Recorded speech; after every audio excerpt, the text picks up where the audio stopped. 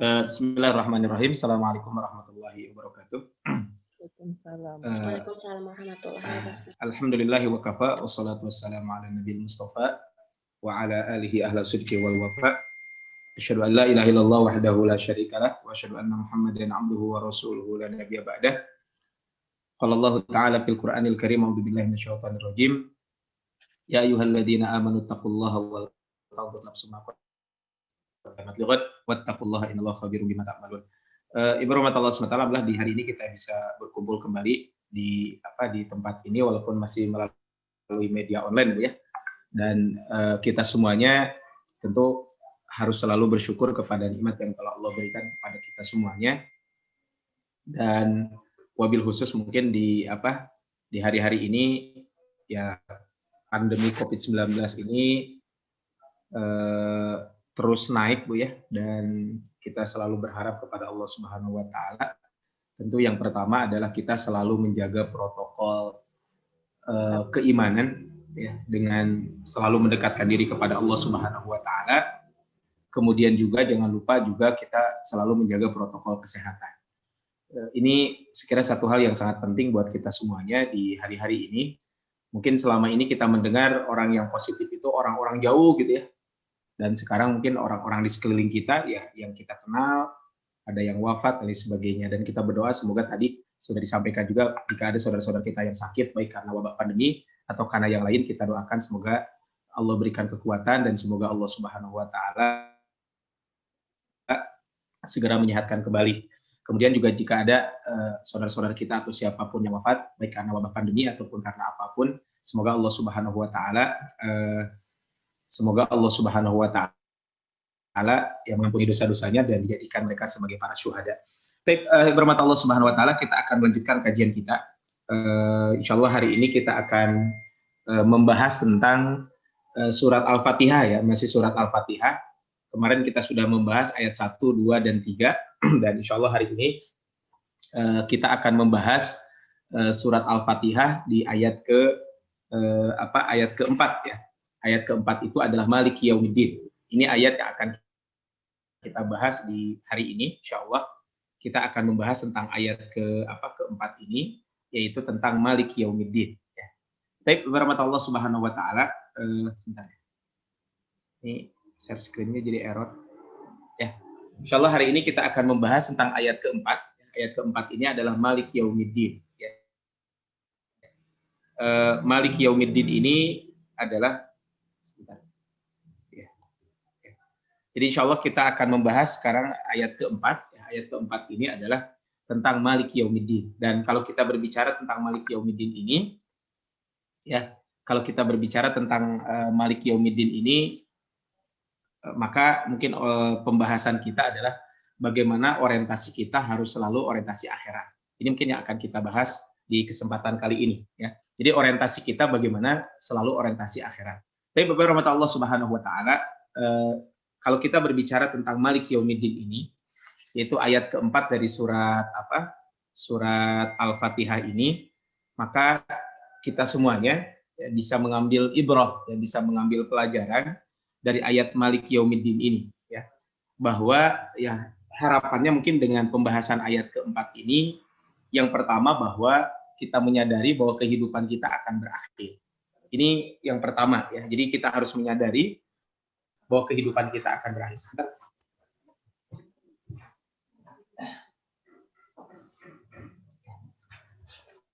Ya, dari ayat keempat ini sekali lagi adalah kita semuanya harus menyadari ya bahwa kehidupan kita akan berakhir. Itu yang pertama.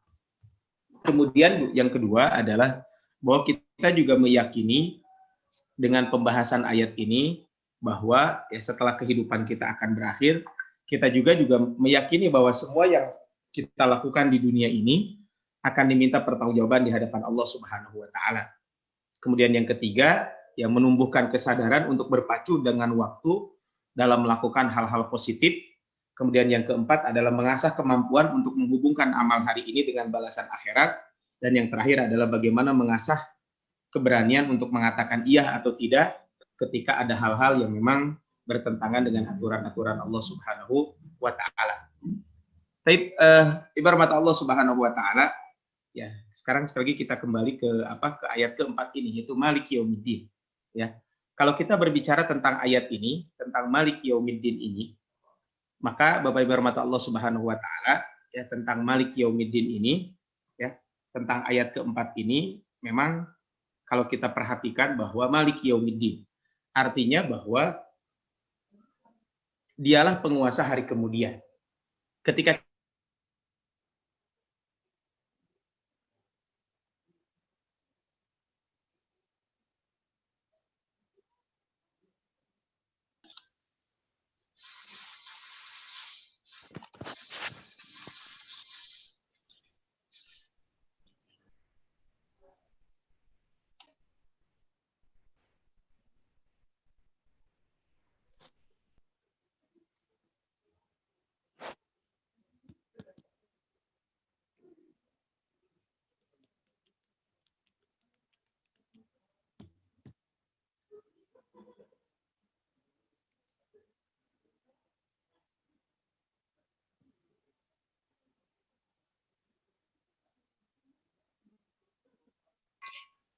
Pak Ustadznya kemana? Linknya jelek kali itu, Habib. Iya, ini jelek ya. kaitan dengan kaitan dengan surat Al-Fatihah ini, ya. Saya ulangi, tadi kita membahas tentang Maliki Yaumiddin, ya. Kita akan membahas hari ini ayat ketiga, ayat keempat dari surat Al-Fatihah, yaitu tentang Maliki Yaumiddin. Tapi rahmat Allah Subhanahu wa taala, ya, kalau kita berbicara tentang ayat Maliki Yaumiddin ini, ya, surat Al-Fatihah di ayat keempat, di ayat keempat ini, harapannya adalah, mungkin saya ulang kembali Bu, ya, ini tadi terlewatkan. Harapannya adalah dengan pembahasan surat Al-Fatihah ayat keempat ini, yang pertama, kita semuanya menyadari bahwa hidup kita ini akan berakhir. Ini harus kita pahami bersama-sama.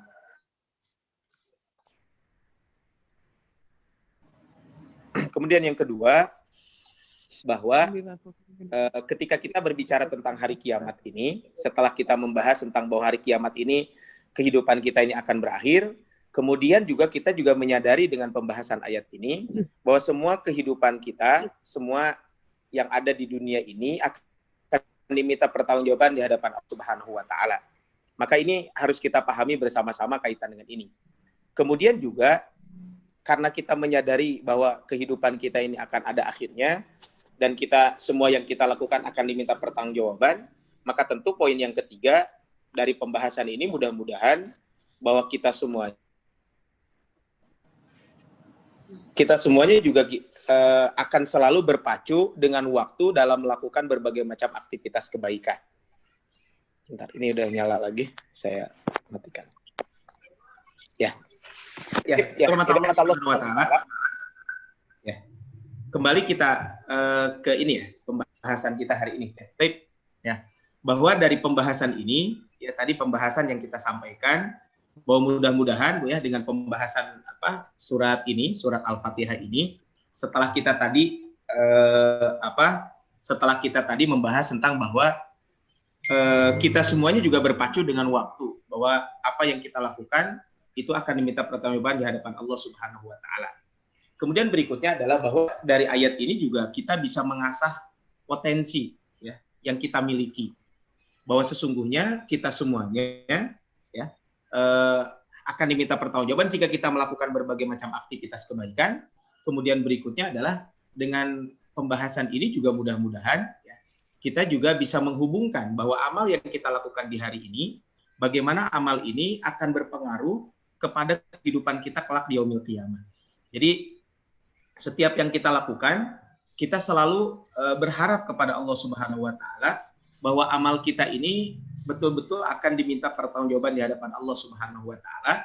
Karena amal ini akan diminta pertanggungjawaban di hadapan Allah Subhanahu wa taala, ya tentu kita semuanya juga akan berusaha untuk selalu beramal sebaik mungkin, ya, sehingga apapun yang kita lakukan, bagaimana amal kita bernilai di sisi Allah Subhanahu wa taala. Ini adalah mungkin beberapa poin yang perlu saya sampaikan kaitan dengan materi ini.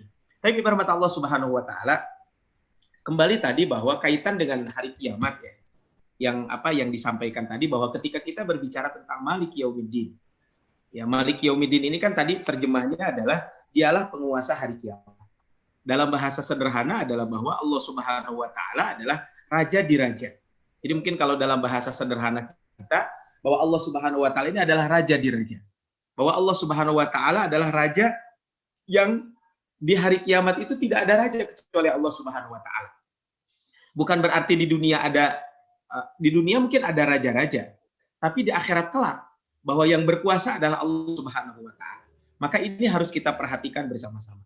Tapi berhormat Allah Subhanahu wa taala, kembali bahwa kalau kita berbicara tentang ayat ini, maka sesungguhnya berarti berbicara tentang hari kiamat.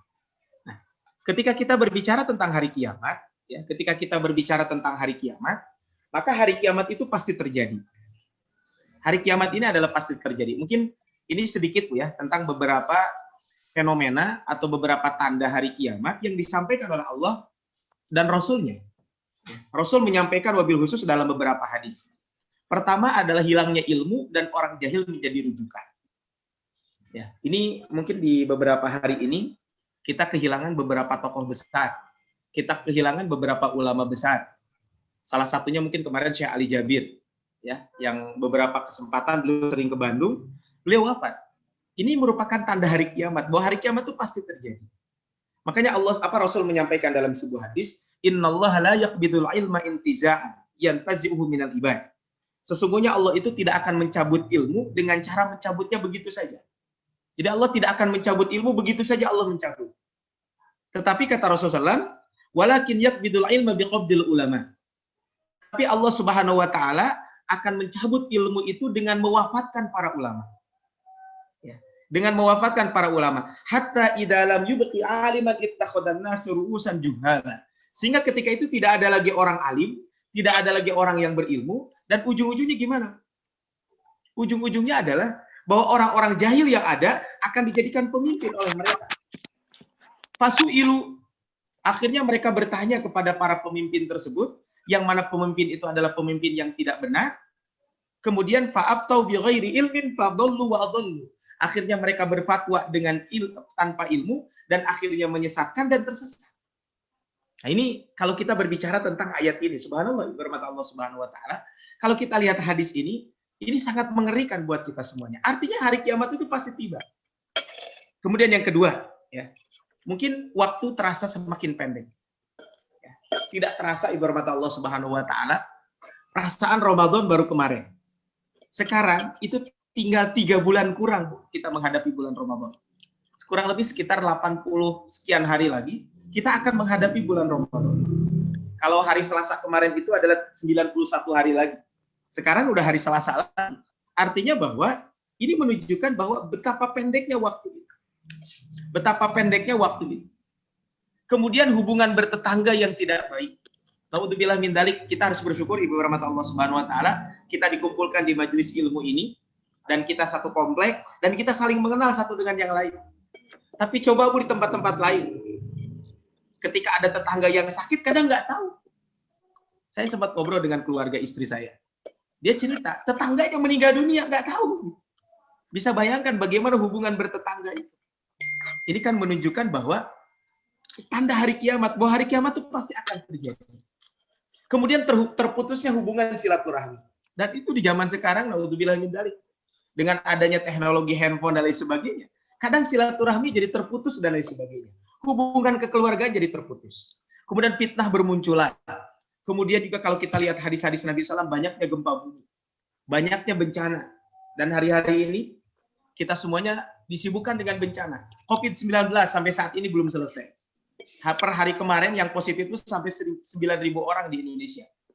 Ya, ini yang belum lagi banjir di Kalimantan, di Sulawesi, belum lagi erupsi gunung, belum lagi gempa dan lain sebagainya. Ini semuanya menunjukkan bahwa kalau kita berbicara tentang ini berarti hari kiamat itu betul-betul akan terjadi. Dan tinggal sekarang pertanyaannya buat kita semuanya adalah apa yang sudah kita persiapkan untuk hari kiamat. Makanya Rasulullah SAW, ibarat Allah Subhanahu wa taala, ya. Kalau kita berbicara tentang ini berarti bahwa kehidupan kita ini pasti akan berakhir. Kehidupan kita ini pasti akan ada ujungnya. Dan kehidupan kita ini hanya sementara. Ya, coba mungkin ibarat Allah Subhanahu wa taala kita melihat di sekeliling kita. Ya. Kita lihat rumah di sekeliling kita. Ya. Renungkan kaitan dengan rumah itu. Makanan di sekeliling kita. Perhatikan kendaraan kita. Ternyata rumah kita ini semakin hari semakin tua. Pakaian kita juga semakin hari semakin lusuh. Kendaraan kita juga semakin hari mungkin semakin banyak gangguan dan lain sebagainya. Ini menunjukkan bahwa kehidupan kita ini memang betul-betul akan segera kita tinggalkan. Dan hidup ini adalah terbatas. Apa yang terjadi pada rumah kita, apa yang terjadi pada pakaian kita, apa yang terjadi pada makanan kita, semuanya itu terbatas. Karena ini semuanya terbatas, maka Rasul memberikan arahan kepada kita. Rasulullah SAW memberikan sebuah ilustrasi, sebuah simulasi. Mungkin saya tidak akan bacakan hadis ini, tapi ini saya buat simulasinya saja. Ya, jadi kita buat simulasi. Ini mungkin sebuah gambaran ya, kaitan dengan hadis Nabi yang ini saya sampaikan, hadis Nabi ini.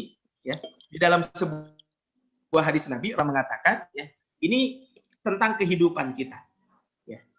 Dari Abdullah bin Mas'ud radhiyallahu anhu qala, ya. Khatta Rasulullah sallallahu alaihi wasallam khattan murabba'an. Rasulullah membuat garis. Ini garisnya, Bu.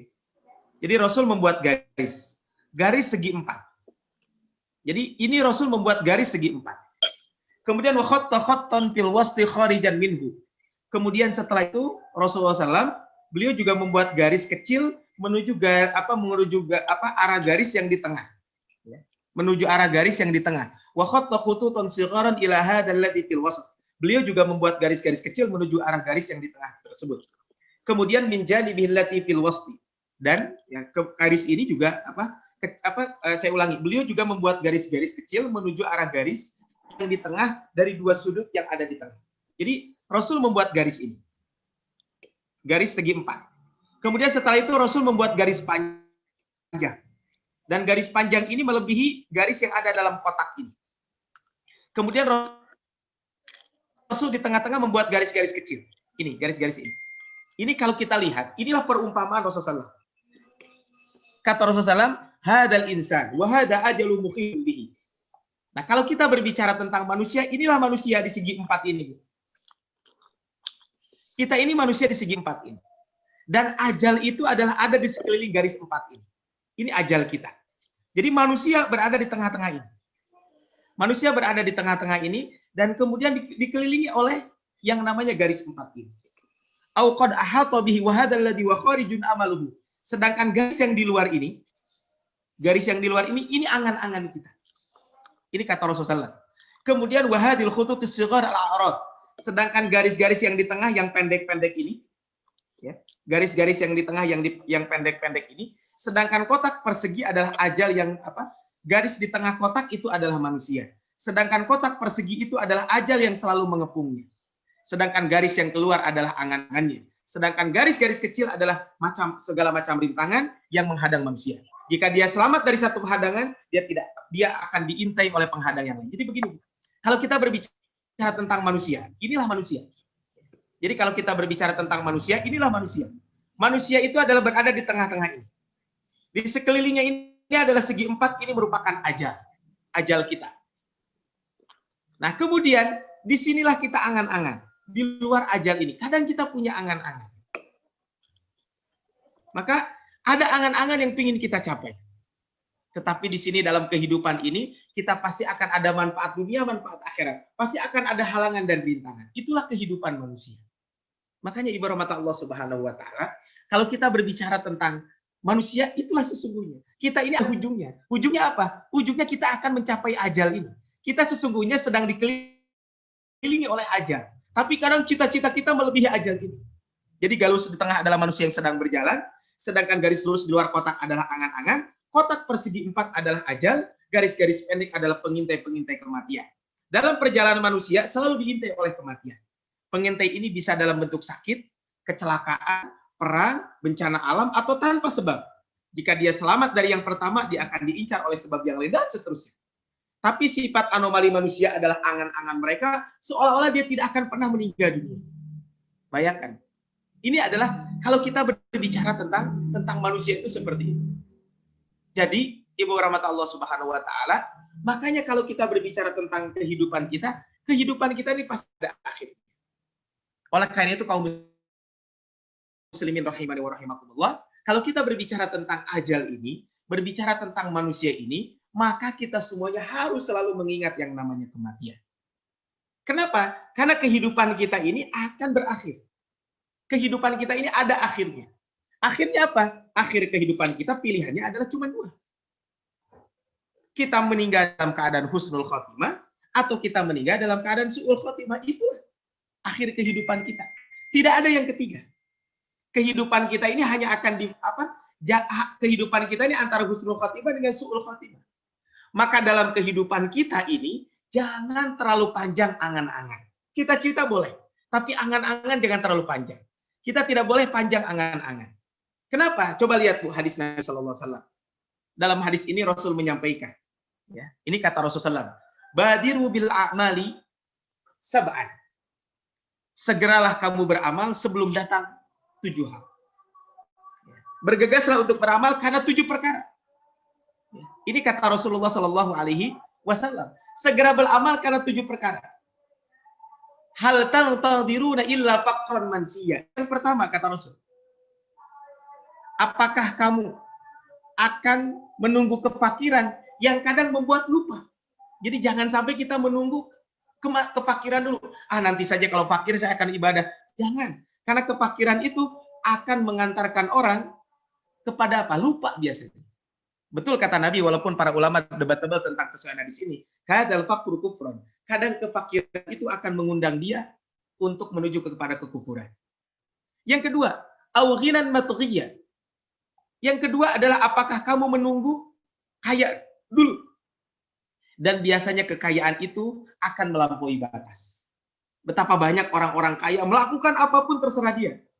Dan ternyata itu adalah melampaui batas. Kemudian berikutnya, au maradun mufsidah. Atau jangan menunggu sakit. Ya. Karena sakit itu akan membinasakan. Ibu rahmatullah subhanahu wa ta'ala, mumpung kita sehat, jangan nunggu-nunggu sakit dulu. Jangan terlalu panjang angan-angan. Nanti. Saya ingatkan buat ibu-ibu juga. Seandainya di hari-hari ini mungkin masih ada hutang saum, jangan dinanti-nanti, ayo segera bayar. Kenapa? Khawatir nanti keburu sakit. Au haroman munida. Jangan juga menunggu masa tua yang tidak bisa berbuat apa-apa. Saya kebetulan sekarang udah 1 pekan ini berada di Ciparai. Kemudian kebetulan kalau saya ke Kiara Condong atau pulang dari Kiara Condong mau ke Ciparai, itu lewat ke satu tempat yang mana di tempat itu punten Bu ya. Kalau bahasa kitanya panti jompo. Kalau di situ rumah aki-aki dan rumah nini-nini. Ketika sudah tua, apa yang bisa kita lakukan? Kita menunggu masa tua. Masa tua itu kalau sudah tua, masa tua tiba, biasanya kita tidak bisa berbuat apa-apa. Au mautan mujhiza. Atau kita menunggu kematian, yang kematian itu bisa datang tiba-tiba. Di hari-hari ini kita sering mendengar si fulan meninggal dunia, si fulan meninggal dunia, dan itu tiba-tiba. Baik itu memang ada yang meninggal dunia karena sakit terlebih dahulu, atau memang meninggal dunia karena yang lain, wallahu a'lam. Banyak hal. Awid dajjal syarru ghaibin yuntadha. Yang berikutnya yang kelima, yang keenam, mohon maaf, atau menunggu dajjal, dan seburuk-buruknya menunggu adalah menunggu dajjal. Kemudian yang terakhir adalah awisatu fasatu adha wa amar, atau menunggu kiamat, dan kiamat itu lebih dahsyat dan lebih pahit. Ibu rahmat Allah Subhanahu wa taala, inilah kalau kita berbicara tentang kematian. Artinya kematian kita tuh pasti datang. Makanya kita jangan menunggu-nunggu yang namanya kematian. Jangan terlalu panjang angan-angan. Makanya ibu rahmat Allah Subhanahu wa taala, kata Rasul, aksiru dzikri hadimil ladzati al-maut. Perbanyaklah mengingat penghancur segala kenikmatan. Apa penghancur segala kenikmatan? Penghancur segala kenikmatan itu apa yang disebut dengan kematian. Dan ini kalau kita berbicara tentang kematian, kematian ini pasti datang kepada kita semuanya. Kalau kematian sudah datang, maka kita akan dikubur. Dan kubur sudah menanti kita semuanya. Ketika Abdul Aziz bin Marwan, seorang khalifah Bani Umayyah, sedang menunggu detik-detik terakhir kematiannya, dia berkata, tolong perlihatkan kepadaku kain kafan yang akan membungkusku kelak. Ketika kain kafan dihadirkan, beliau berkata, apakah kebesaran kerajaan dan kekuasaanku di dunia tidak menyisakan apa-apa kecuali kain kafan itu? Ibarat Allah, kalau ada orang meninggal dunia, sekaya apapun dia, hanya dibungkus dengan 5 kain kafan bagi ibu-ibu, 5 helai kain kafan, bagi laki-laki 3 helai kain kafan. Artinya ini menunjukkan bahwa kematian itu pasti akan tiba kepada kita semuanya. Setelah kematian yang lebih dahsyat adalah bagaimana hari kiamat akan lebih dahsyat. Oleh karena itu kaum muslimin rahimani wa rahimakumullah, kalau kita berbicara tentang maka berarti ketika kita berbicara tentang kematian, maka berarti kita sama dengan berbicara tentang hari kiamat. Ketika kita berbicara tentang hari kiamat, berarti kita berbicara tentang amal-amal apa yang kita lakukan. Makanya ibu rahmat Allah Subhanahu wa taala, apa kira-kira yang akan ditanyakan kepada kita ketika hari kiamat tiba? Rasul menyampaikan dalam sebuah hadis, ada 5 pertanyaan yang akan ditanyakan kepada kita semuanya di hari kiamat. Jadi ada 5 pertanyaan yang akan ditanyakan oleh Allah Subhanahu wa taala ketika hari kiamat tiba. Apa saja pertanyaan itu? Ya. Kata Rasulullah SAW dalam sebuah hadis, lan tazula qadama ibni Adam yaumal qiyamati hatta yus'al an khamsin. 2 kaki seorang hamba tidak akan pernah melangkahkan pada hari kiamat sampai ditanya 5 hal. Ada 5 hal yang ditanya. Yang pertama, kita lihat di sini. Ya. Jadi yang akan ditanya itu ada 5 pertanyaan. Ya. Yang pertama adalah yang akan ditanya oleh Allah Subhanahu wa taala kelak di hari kiamat. Ini pertanyaannya adalah ini yang pertama. Ya. Ini pertanyaan pertama. Yang pertama adalah an umrihi fi ma'afna. Tentang usianya. Ia habiskan untuk apa? Tentang usia kita. Andai ditakdirkan kita hidup 63 tahun, lalu kita menghitungnya dengan hitungan hari, ternyata hanya 22.995 hari. Itu kalau kita hitung kehidupan kita. Jadi kehidupan kita itu hanya 22.000 hari. Kalau seandainya di antara kita sekarang ada yang sudah usia 35 tahun, 40 tahun, kalau 63 tahun tinggal berapa lagi? Sungguh singkat dan tidak tersisa. Ini kehidupan kita. Jadi yang pertama adalah usia kita akan ditanya oleh Allah Subhanahu wa taala di hari kiamat tentang usia. Agar ia tidak pergi sia-sia, sebaiknya kita membuat planning dan perencanaan hidup per hari. Jangan ada waktu yang berlalu dengan sia-sia. Allah memerintahkan kepada Nabi SAW, ketika ada waktu kosong, segera perbuat. Fa idza faraghta fansab wa ila rabbika farghab. Maka ibarat Allah Subhanahu wa taala kaitan dengan yang pertama ini, ya, kaitan dengan kaitan dengan usia ini yang disampaikan oleh Rasulullah SAW. Ini yang pertama, ya, tentang masa tua kita digunakan untuk apa? Usia kita digunakan untuk apa? Maka dalam kehidupan kita semuanya harus apa? Harus selalu menggunakan usia kita. Sehingga usia kita, program ini harus berbasis Malik Yaumiddin. Usia yang kita miliki harus berbasis Malik Yaumiddin. Contoh, kan kita ini terdiri dari fisik, terdiri dari rohani, terdiri dari intelektual. Maka program jasmani kita, program fisik kita, olahraga, istirahat yang cukup, selektif dalam memilih makan dan minum, tidak berlebihan dalam makan dan minum, menjaga kebersihan diri dan lingkungan, check up rutin, berobat, dan lain sebagainya. Ini kan untuk menjaga fisik kita. An umrihi, tentang usia kita. Kalau Malik Yaumiddin, maka kita tidak akan makan sembarangan. Kita akan menjaga kesehatan dan lain sebagainya. Kaitan dengan rohani kita. Pribadi-pribadi yang memiliki jiwa Malik Yaumiddin, orientasinya selalu orientasi akhirat, maka rohaninya dia bagaimana memperbaiki ibadah. Selalu beribadah secara teratur, sholat, saum, zakat, dan lain sebagainya. Tilawah Quran, membaca doa, tahajud, istighfar, kemudian mengembangkan berpikir positif terhadap Allah, memberi dan mendengarkan nasihat, berdakwah, dan lain sebagainya. Ini untuk memperkuat ruhiyah, rohani kita. Kemudian berikutnya adalah di sini wa an umrihi fi ma'afna, kaitan dengan intelektual. Kita membaca, kita selalu mengkaji ilmu, dan lain sebagainya. Kita hadir di siang hari ini, di saat mungkin orang lebih enak untuk istirahat, ini bagian daripada an umrihi fi ma'afna. Bagaimana kita memanfaatkan usia kita digunakan untuk apa? Ada 2 hal yang membuat orang terlena. Apa? Pertama waktu kosong, yang kedua adalah waktu sehat. Ini kata Rasulullah SAW. Kadang manusia tadi seling terlena dengan kesehatan dan kemudian yang kedua, ibarat Allah Subhanahu wa taala akan ditanya oleh Allah Subhanahu wa taala, ini poin yang kedua.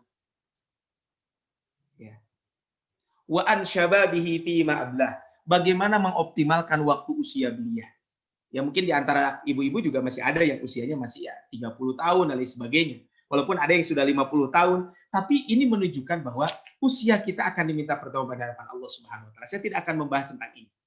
Kemudian berikutnya ibarat mata Allah Subhanahu wa taala, ini yang tidak kalah penting buat kita semuanya. Yang ketiga, ini pertanyaannya panjang. Ini ada apa? Di sini pertanyaannya ada dua pertanyaan. Ini adalah poin yang ketiga. 3 dan keempat. Nah, ini adalah 3 dan keempat. Ya. 3 dan keempat ini kaitan dengan harta. Ya. Kata Allah Subhanahu wa taala kaitan dengan harta ini, wa malihi min aina iktasabahu wa fima anfaqahu. Ya. Jadi kalau kita berbicara tentang harta, dari mana harta kita dapatkan, kemudian harta itu dikemanakan. Ibarat mata Allah Subhanahu wa taala, mungkin di antara ibu-ibu ada yang bisnis, jualan. Di antara ibu-ibu memang juga ada yang ya di rumah, ya memang bekerja tapi tidak menghasilkan finansial mungkin saja. Tapi bagaimana kita selalu mengaudit keuangan keluarga kita? Suami pulang kerja bukan berarti kita mengatakan harus diambil dompetnya dan sebagainya. Tapi pastikan harta yang didapatkan itu adalah harta yang halal. Kemudian setelah harta yang didapatkan itu adalah harta yang halal, maka berikutnya adalah dikemanakan harta tersebut.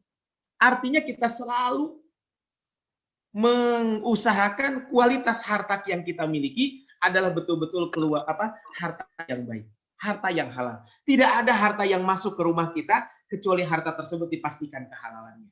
Kemudian berikutnya di sini adalah wa fima anfaqahu. Kemudian setelah kita memastikan harta itu adalah harta yang halal, dikemanakan harta itu? Makanya berarti pelajaran buat kita adalah selektif dalam mengais rezeki, kemudian juga selektif dalam menyebarkan rezeki tersebut, dalam menggunakan rezeki tersebut. Ini kalau kita berbicara tentang pertanyaan-pertanyaan yang akan ditanyakan oleh Allah Subhanahu wa taala. Maka ibarat mata Allah Subhanahu wa taala, kalau kita berbicara tentang ini subhanallah. Bagaimana Allah Subhanahu wa taala akan bertanya kepada kita semuanya? Tentang umur, tentang masa muda, tentang harta. Harta itu dikemanakan dan dari mana berasal harta tersebut? Seandainya orang memahami tentang ini, tidak mungkin terjadi korupsi, tidak mungkin terjadi penipuan, tidak mungkin terjadi pencurian dan lain sebagainya. Kenapa? Karena dia akan ditanya dari mana harta tersebut dan dikemanakan. Dan yang terakhir adalah wa madza amila fima alima. Kemudian juga tentang ilmu yang dia dapatkan, dikemanakan ilmu tersebut.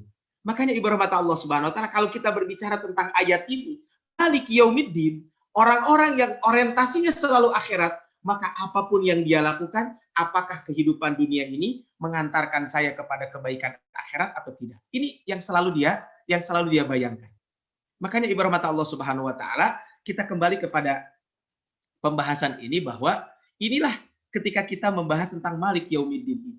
Jadi pertanyaan-pertanyaan hari kiamat itu betul-betul akan terjadi. Makanya kaum muslimin rahimani wa rahimakumullah, kalau kita berbicara tentang Malik Yaumiddin ini, maka orang-orang yang memiliki jiwa Malik Yaumiddin, atau dalam bahasa sederhananya adalah orang-orang yang selalu berorientasi akhirat. Maka sesungguhnya orang-orang tersebut akan selalu berpikir maju dan berorientasi pada masa yang akan datang. Jadi orang-orang seperti ini, bermata Allah Subhanahu wa taala, orang yang selalu membaca Malik Yaumiddin, berarti adalah orang-orang yang selalu berpikir maju dan berorientasi kepada masa depan. Dengan memantapkan doktrin Malik Yaumiddin dalam sanubari, kita akan berpikir maju dan berorientasi masa depan. Kita tidak menjadi manusia picik, kerdil, dan pragmatis. Dengan prinsip ada kehidupan abadi setelah kehidupan yang fani, Malik Yaumiddin, maka kita akan berhati-hati untuk melangkah. Harta kita pastikan kehalalannya, dikemanakan harta itu, usia kita juga akan kita pastikan selalu digunakan untuk melakukan kebaikan-kebaikan. Kemudian ilmu juga kita selalu mencari ilmu, dan ilmu itu segera kita manfaatkan, sehingga ketika dia mau melangkah apapun, dia selalu berpikir, apakah bermanfaat atau tidak. Saya 3 pekan yang lalu sempat ngisi kajian di salah satu tempat. Kajiannya sederhana sebenarnya, tentang bagaimana tentang harta itu kan akan diminta pertanggungjawaban di hadapan Allah Subhanahu wa taala. Coba mungkin ini renungan buat kita semua, Bu ya. Coba Ibu nanti setelah kajian ini buka lemari, Bu. Buka lemari, saya bukan pingin tahu baju ibu-ibu semuanya. Coba Bu, baju di lemari ini kira-kira yang dipakai dari sekian baju yang ada berapa persen? Sisanya baju itu diapain? Cuma digantungin aja, Bu. Tidak dipakai.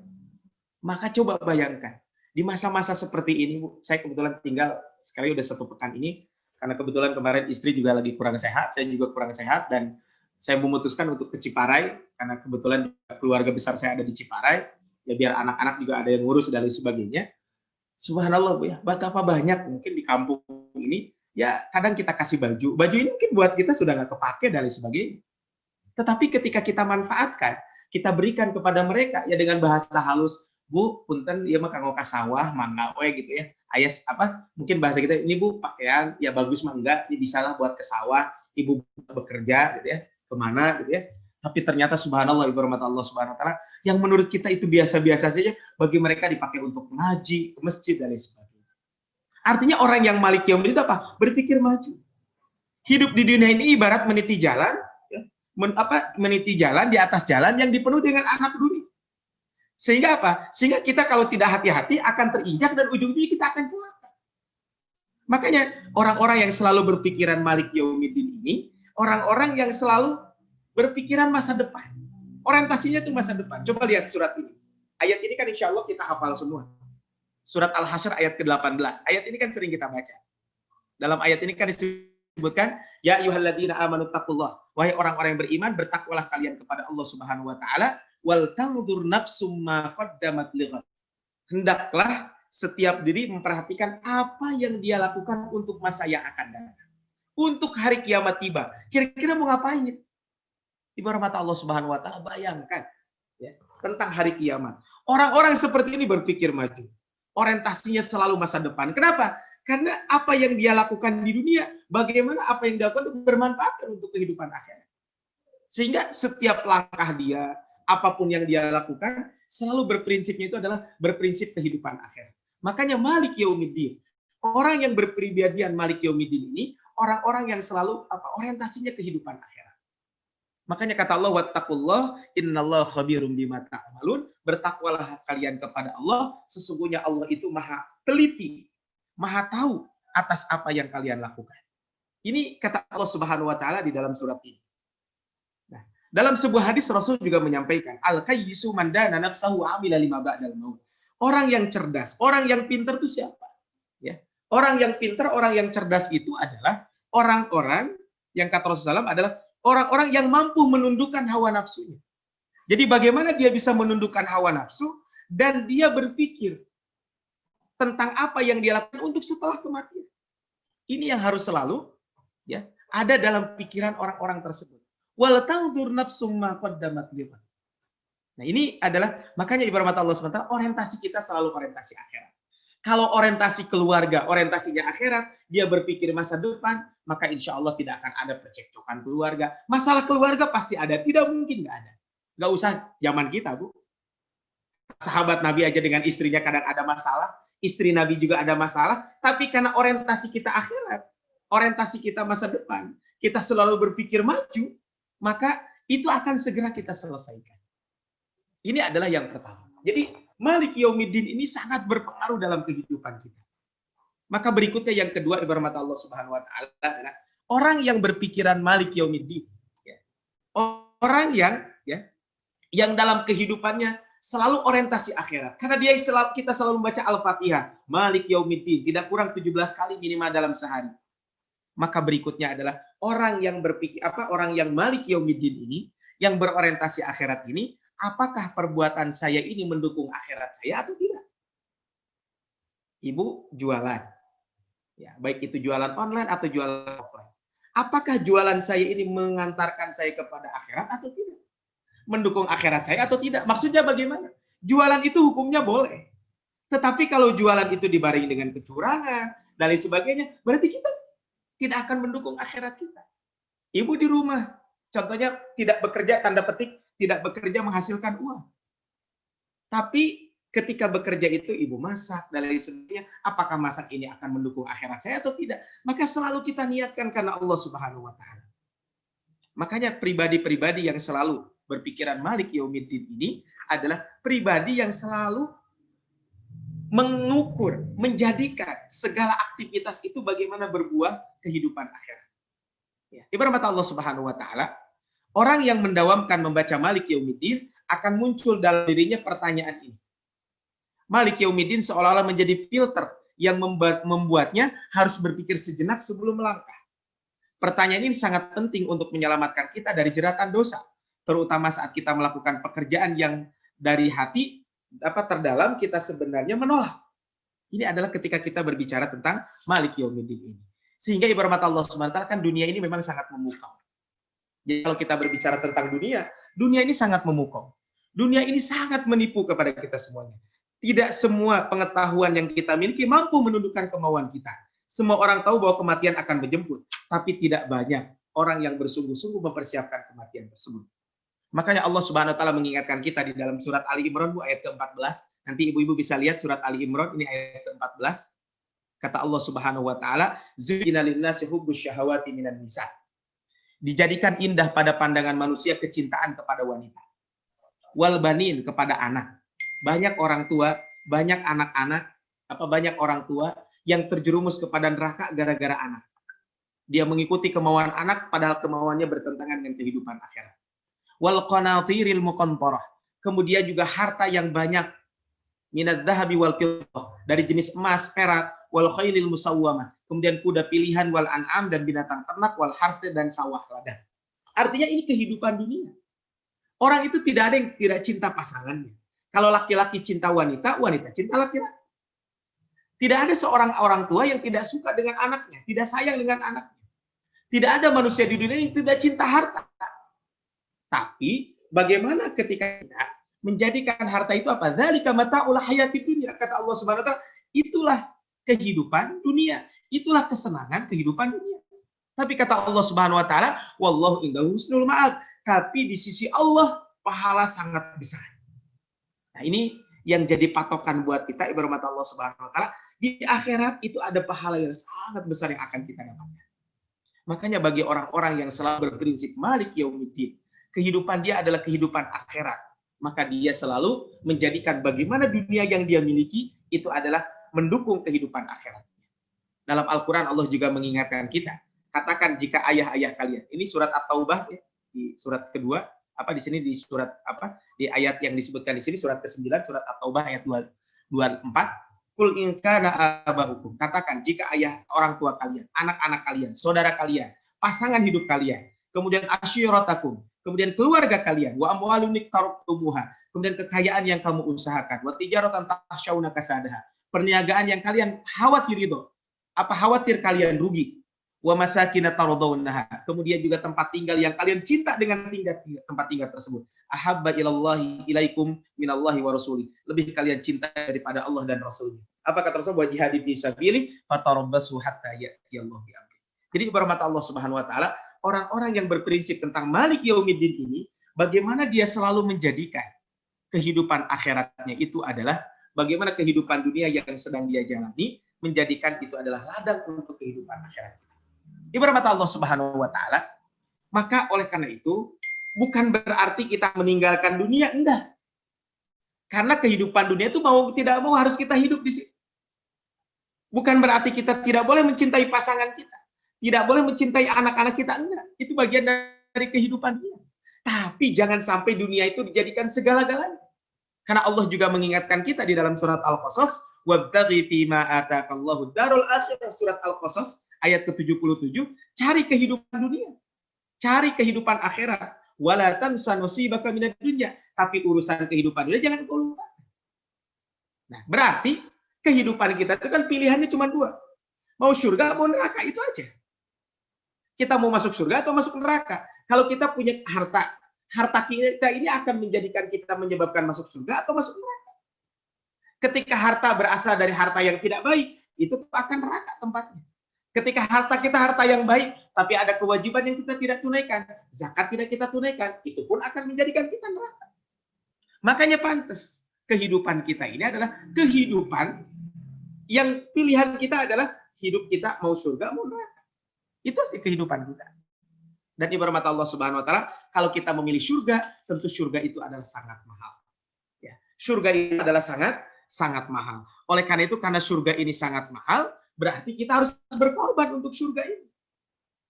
Makanya kata Allah, lihat dalam surat At-Taubah ayat 111. Innallaha ashtara minal mu'minina anfusahum wa amwalahum bi anna lahumul jannah. Allah itu akan membeli dari orang-orang mukmin jiwa mereka dan harta mereka dengan surga. Artinya kita berniaga dengan Allah, jangan tanggung-tanggung harta kita dan jiwa raga kita. Yuqatiluna fi sabilillahi fayaqtaluna wa yuqtalun. Mereka berjuang di jalan Allah Subhanahu wa taala, bisa jadi mereka membunuh atau terbunuh. Wa'dan alihaq fi Taurati wal Injil wal Quran. Maka ya kata Allah Subhanahu wa taala, janji yang benar dari Allah disebutkan dalam kitab Taurat, dalam kitab Injil dan Quran. Wa man aufa bi ahdi minallah, dan barang siapa kata Allah Subhanahu wa taala yang lebih yang lebih menepati janjinya selain daripada Allah. Fastabshiru bi bai'ikumul ladzi bay'atum bi. Jadi kalau kita memilih surga, surga itu sangat mahal. Makanya kita harus berkorban. Dan menuju surga itu banyak godaannya. Coba bayangkan. Ibu kalau mau menghadiri kajian, baik itu offline ataupun online, itu kan pasti banyak alasan. Kalau kita mau sholat tepat waktu, pasti banyak alasan. Banyak halangan dan rintangan. Ibu mau bersedekah di masa-masa pandemi seperti ini, apalagi uang hanya segitu-gitunya, tabungan segitu-gitunya. Kita mau sedekah, halangannya besar. Makanya kata Allah, insya Allah ibu-ibu hafal semua surat Asy-Syams, surat Wasy-Syamsi wa duhaha di ayat ke-8 sampai ayat ke-10. Fa'alhamaha fujuraha wa taqwaha. Jiwa kita ini ada dua potensi. Ada fujuroha wa taqwaha. Ada potensi baik, ada potensi buruk. Qad aflaha man zakkaha. Kata Allah, sungguh telah berbahagia orang yang mensucikan jiwanya. Kemudian wa qad khaba man dassaha, dan sungguh merugilah orang yang mengotorinya. Ini rahmat Allah Subhanahu wa taala. Ini kalau kita berbicara tentang surga. Jadi surga itu adalah sangat mahal, dan karena surga ini sangat mahal, berarti kita semuanya harus apa? Harus selalu ya berusaha untuk menggapai surga tersebut. Jadi surga ini adalah sangat mahal. Dan dunia itu, dunia itu dikepung oleh hawa nafsu. Ini tadi, jalan menuju surga itu banyak godaannya. Wa ma ubarri'u nafsi inna nafsa la'ammaratun bisu, kata Allah Subhanahu wa taala. Ini di dalam Al-Qur'an Allah bagaimana mengingatkan kita semuanya. Wa ma ubarri'u nafsi, kata Allah Subhanahu wa taala. Dan aku tidak membebaskan diriku dari kesalahan. Inna salah ammaratun bisu, karena sesungguhnya nafsu itu selalu menyuruh kepada kejahatan. Ibarat Allah Subhanahu wa taala, surga ini memang mahal. Tetapi walaupun mahal, kita harus berusaha untuk membeli surga tersebut. Nah, makanya orang-orang yang berjiwa Malik Yaumiddin ini, dia selalu berusaha untuk bagaimana menjadikan kehidupan dunia ini supaya bermanfaat untuk kehidupan akhirat. Mungkin nanti kita bahas di poin ayat berikutnya, ya. Bagaimana kita menjadikan aktivitas kehidupan kita menjadi aktivitas kehidupan ibadah. Nanti kita bahas kaitan. Kemudian berikutnya, bermata Allah Subhanahu wa taala, orang-orang yang memiliki jiwa Malik Yaumiddin. Orang-orang yang memiliki jiwa Malik Yaumiddin itu apa? Maka dia itu selalu mewaspadai dosa. Dia selalu mewaspadai dosa. Kenapa? Memang tidak ada manusia yang tidak berbuat dosa. Bahkan dalam sebuah hadis, seandainya kalian tidak pernah berbuat dosa, maka Allah akan ganti kalian dengan umat yang lain yang berbuat dosa. Kemudian mereka meminta ampun dan Allah akan mengampuni. Ini adalah, tetapi kita tidak boleh menjadikan kenyataan ini untuk menyerah dan selalu melakukan dosa. Tugas kita adalah berupaya, ya, berbuat yang terbaik, dan kalau terjadi kesalahan, kekeliruan, maka kita segera bertaubat kepada Allah Subhanahu wa taala. Ketika Nabi Adam dan Siti Hawa tergelincir dan ditegur oleh Allah Subhanahu wa taala, maka Nabi Adam berdoa, mohon maaf ini salah doanya, bukannya ini. Rabbana dhalamna anfusana wa illam taghfir lana wa tarhamna lanakunanna minal khasirin. Ini kata Allah Subhanahu wa taala. Kemudian yang terakhir, dihormati Allah Subhanahu wa taala, pribadi-pribadi yang memiliki jiwa Malik Yaumiddin, maka pribadi-pribadi ini adalah dia akan mengusir segala bentuk kegelisahan. Ketika dia ditimpa musibah, sakit, maka orang yang memiliki jiwa Malik Yaumiddin, maka kegelisahan hidup akan hilang. Kenapa akan hilang? Karena buat dia, kenapa kita harus gelisah? Tahu juga ini kehidupan dunia, pasti ada akhirnya. Tapi apa? Kehidupan kita yang hakiki adalah kelak di yaumil qiyamah. Makanya betul kata Allah Subhanahu wa taala, alladzina amanu, orang-orang yang beriman. Surat Ar-Ra'd ayat ke-28. Wa tatma'innu qulubuhum bidzikrillah. Dan hati mereka selalu mengingat Allah Subhanahu wa taala. Kata Allah, ala bidzikrillahi tatma'innul qulub. Ketahuilah bahwa dengan mengingat Allah Subhanahu wa taala, hati kalian itu akan menjadi tenang. Ibarat Allah Subhanahu wa taala, ayat ini kalau kita menjadikan landasan buat kita semuanya, orang yang memiliki jiwa Malik Yaumiddin, maka dalam kehidupan sehari-harinya dia selalu apa? Selalu tenang. Kenapa dia selalu tenang? Karena orang-orang yang memiliki jiwa Malik Yaumiddin, dia menyadari bahwa semuanya sudah ketentuan Allah, dunia ini hanya sementara, sedangkan akhirat adalah sesungguhnya. Makanya surat Al-Fajr ayat 27 sampai 30 disebutkan, ya ayyatuhan nafsul mutmainnah, irji'i ila rabbiki radiyatan mardiyah, fadkhuli fi ibadi wadkhuli jannati. Ini kata Allah Subhanahu wa taala. Jadi kalau ibarat Allah SWT berbicara tentang ini, berbicara tentang kehidupan dunia ini, maka apapun yang terjadi, orang yang berorientasi Malik Yaumiddin, hidupnya itu adalah akan hilang yang namanya kegelisahan. Sehingga ibarat Allah Subhanahu wa taala, berbahagialah orang-orang yang selalu memiliki prinsip Malik Yaumiddin. Bagaimana supaya prinsip Malik Yaumiddin ini terhujam kokoh di dalam dada kita? Maka agar Malik Yaumiddin ini terhujam kokoh di dalam dada kita, yang pertama, ingat kemana saja kaki kita ayunkan. Kaki kita ini dari pagi tadi sampai sekarang digunakan untuk apa? Untuk olahraga. Olahraga bagus untuk kesehatan kita. Dengan berolahraga kita menjadi sehat, dengan sehat kita bisa ibadah. Kemana kaki kita langkahkan? Yang kedua, ingat perut kita. Dengan apa diberi makan perut kita? Ini yang harus selalu kita perhatikan. Kalau kita memiliki Malik Yaumiddin, orientasi kita akhirat, kira-kira perut kita dikasih makan dari mana? Apakah makanan kita makanan yang halal atau tidak? Kemudian berikutnya adalah ingat kematian yang ada di hadapan kita semuanya. Ibarat Allah Subhanahu wa taala, mungkin kita semuanya sering mendengar berita kematian, berita orang wafat. Pekan kemarin, sudah 2 pekan kebetulan libur tidak ngisi kajian di GBI. Nah, pekan kemarin saya ngisi kajian di GBI, kemudian saya ngobrol dengan pihak DKM. Cerita gitu, bahwa Pak Ustadz katanya sebulan ini di masjid ini 3 orang meninggal dunia. Bayangkan. Ingat Bu, kematian itu ada di hadapan kita. Cuman kita nggak sadar saja kematian itu sedang mengintai kita. Kapan kita meninggal, itulah tinggal kita menunggu. Kemudian ingat hari pengadilan yang membuka semua data kehidupan kita. Kalau sekarang lagi rame ya tentang vaksin. Saya rame dibahas di salah satu grup, katanya vaksin itu ada chipnya dan sebagainya. Walau alam lah, itu mah saya juga nggak tahu lah dan sebagainya. Gitu. Cuman kalau kita berbicara tentang kehidupan kita, mungkin ibu-ibu di kompleknya, saya yakin di beberapa klaster tertentu atau di beberapa blok tertentu ada CCTV kan. CCTV itu kan sesungguhnya memantau apapun yang terjadi di tempat tersebut. Dari pantauan itu kita bisa melihat bagaimana ya orang-orang aktivitas dalam kehidupan sehari-hari. Ada yang begini, begitu, dan lain sebagainya. Nah, dari prinsip inilah ya, kita semuanya selalu kita mengetahui, oh nanti di hari kiamat kita itu akan dibuka semua data kita. Semua data kita dari A sampai Z semuanya akan dibuka. Dari sejak kita balik sampai kita meninggal dunia semuanya akan dibuka. Catatan kehidupan kita ada, kemudian video juga ada, kemudian juga Allah Maha Tahu dan disaksikan oleh makhluknya ketika itu. Bayangkan. Makanya ketika kita orientasi akhirat, kita ingat pengadilan akan membuka semua data kehidupan kita. Dan yang terakhir adalah ingat dahsyatnya neraka yang akan meluluhlantahkan kehidupan kita semuanya. Maka ibarat Allah Subhanahu wa taala, inilah ayat keempat yang kita bahas di hari ini, yaitu tentang Malik Yaumiddin. Allah lah raja pada hari kiamat. Allah lah yang menguasai pada hari kiamat. Maka ayat ini selalu kita baca dalam sehari tidak kurang dari 17 kali. Ini harus menjadikan kepada kita semuanya bagaimana kehidupan kita selalu menjadi kehidupan yang orientasi kita akhirat. Maka ini poin yang keempat. Ya, saya ulangi Bu, mungkin dari yang pernah kita bahas dulu. Yang pertama adalah kaitan dengan Malik Yaumiddin, kaitan dengan memulai ya, kita bismillah dalam segala aktivitas kita, bersyukur atas segala capaian yang ada. Kemudian kemarin kita berbahas tentang bagaimana kita selalu berpikir positif ya kepada Allah Subhanahu wa taala, dan yang keempat yang kita bahas hari ini adalah bagaimana kita selalu berorientasi untuk kehidupan akhirat. Nah, sekarang insya Allah kita akan bahas sampai ayat kelima pada hari ini ya.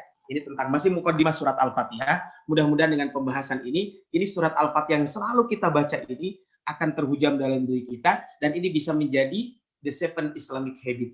Jadi 7 kebiasaan Islami dan modern berbasis Al-Fatihah. Maka ini baru 4 ayat. Sekarang kita bahas ayat kelima. Ayat kelima ini adalah iyyaka na'budu wa iyyaka nasta'in. Ya. Jadi iyyaka na'budu wa iyyaka nasta'in. Ini ayat kelima. Ayat kelima ini adalah kalau kita berbicara tentang ayat kelima, bahagiakan hidup dengan ibadah dan berdoa. Ini kan 5B ya. 5B KB kan begitu ya. Jadi 5B KB. 5 pertama adalah bismillah dalam segala aktivitas, bersyukur atas segala nikmat, kemudian berorientasi ke hidup berpikir positif kepada Allah, kemudian berorientasi akhirat, dan yang kelima adalah bahagiakan hidup dengan beribadah dan berdoa. Ini sebenarnya sambungan dari ayat sebelumnya. Ibu rahmat Allah Subhanahu wa taala, ayat ini sebenarnya harapannya. Dengan kita membahas ini, poin kelima ini ya, bahwa harapannya adalah kita memiliki kemampuan membaca kecenderungan orientasi hidup kita. Ini sebenarnya kaitan dengan ayat sebelumnya. Kemudian ya, menjadikan ibadah sebagai tujuan hidup kita. Jadi tujuan hidup kita di dunia adalah ibadah. Nanti kita bahas ibadah yang seperti apa. Kemudian memahami makna ibadah secara utuh. Kita harus paham ibadah itu seperti apa secara utuh. Kemudian komitmen menjadikan seluruh pekerjaan sebagai ibadah. Kemudian berjanji untuk lebih taat beribadah, menumbuhkan budaya melapor dan memohon kepada Allah, mengenal waktu-waktu mustajab untuk berdoa, dan mengenal doa-doa pilihan. Insya Allah mungkin kita bahas tentang bab ibadah ini pada kesempatan kali ini. Tapi rahmat Allah Subhanahu wa taala, kita lihat di sini. Ya, kaitan dengan iyyaka na'budu wa iyyaka nasta'in. Ya. Iyyaka na'budu wa iyyaka nasta'in. Rahmat Allah Subhanahu wa taala. Mungkin kalau kita lihat, ya, kita pernah melihat orang berputus asa dalam menghadapi kehidupan. Bahkan dia tidak mau lagi mempunyai cita-cita atau tujuan hidup. Karena dia tidak tahu jalan untuk apa sebenarnya dia hidup. Ketika semua sudah didapatkan, karir dapat, keluarga dapat, lengkap, dan sebagainya, semua sudah didapatkan, tetapi kemudian dia merasa bosan, bingung untuk apa selanjutnya. Kenapa ada orang sampai lari ke diskotik? Kenapa ada orang yang sampai selingkuh dan sebagainya? Padahal kalau kita lihat kehidupannya juga sudah kehidupan sudah harta banyak, keluarga juga baik dan sebagainya. Kenapa? Karena dia merasa dalam dirinya ada sesuatu hal yang hampa. Ada sesuatu yang kosong. Sehingga sering mengganggu malam-malamnya. Ada sesuatu yang tidak bisa dilihat tetapi bingung. Tidak tetapi begitu mengganggu. Rasa resah dan membutuhkan sesuatu ada yang terasa kurang. Hidup ini ia jalani mungkin belum memberikan makna yang sesungguhnya. Ini adalah kalau kita berbicara tentang orang tersebut. Dan kalau kita tanya ya, tentang apa tujuan mereka hidup? Pasti jawabannya, saya ingin mengumpulkan harta, saya ingin itu, saya ingin ini, dan sebagainya. Ini jawaban-jawaban ketika ditanya tentang kehidupan. Menemukan jawaban tentang tujuan hidup tanpa dipandu oleh agama, tentu kita akan kehilangan orientasi kita. Nah, makanya, ibarat mata Allah Subhanahu wa taala,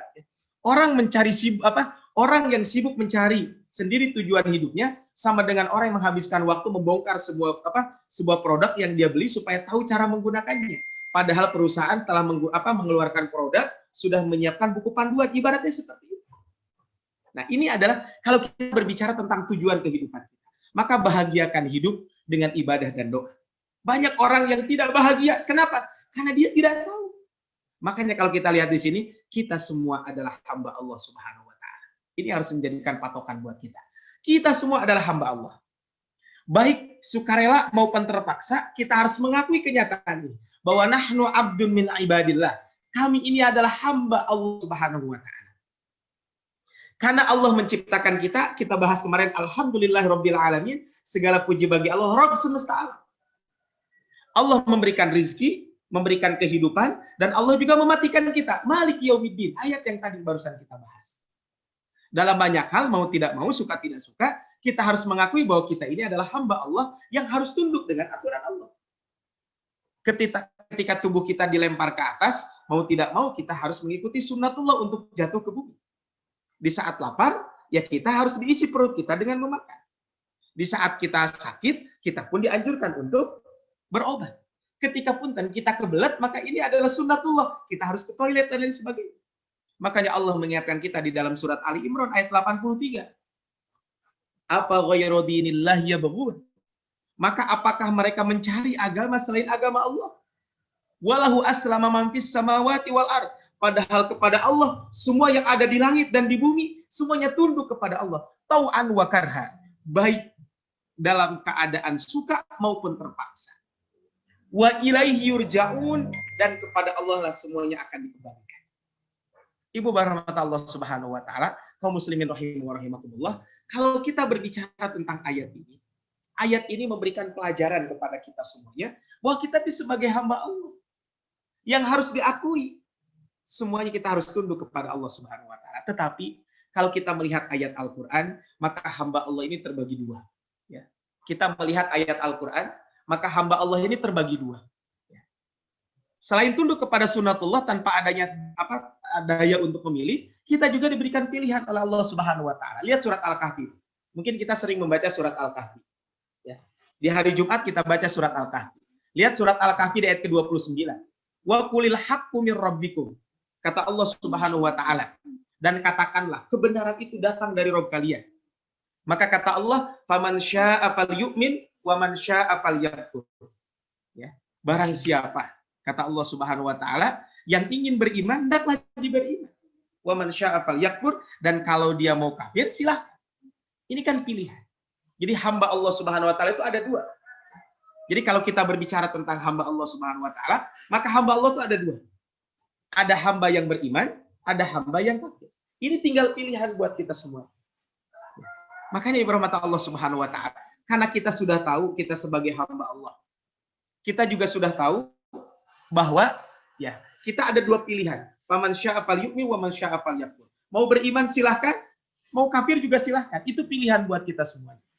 Maka kata Allah Subhanahu wa taala di dalam ayat ini, ketika Allah menjelaskan kepada kita semuanya, maka tujuan hidup hamba itu menurut Al-Qur'an bagaimana? Nah, ini kan tadi banyak orang yang tidak bisa bahagia, kenapa? Karena dia lupa kaitan dengan tujuan hidup. Coba lihat di dalam Al-Qur'an. Surat Az-Zariyat ayat ke-56. Surat Al-Bayyinah ayat ke-6. Insya Allah ayat ini mayoritas kita sering mendengar dan kita hafal.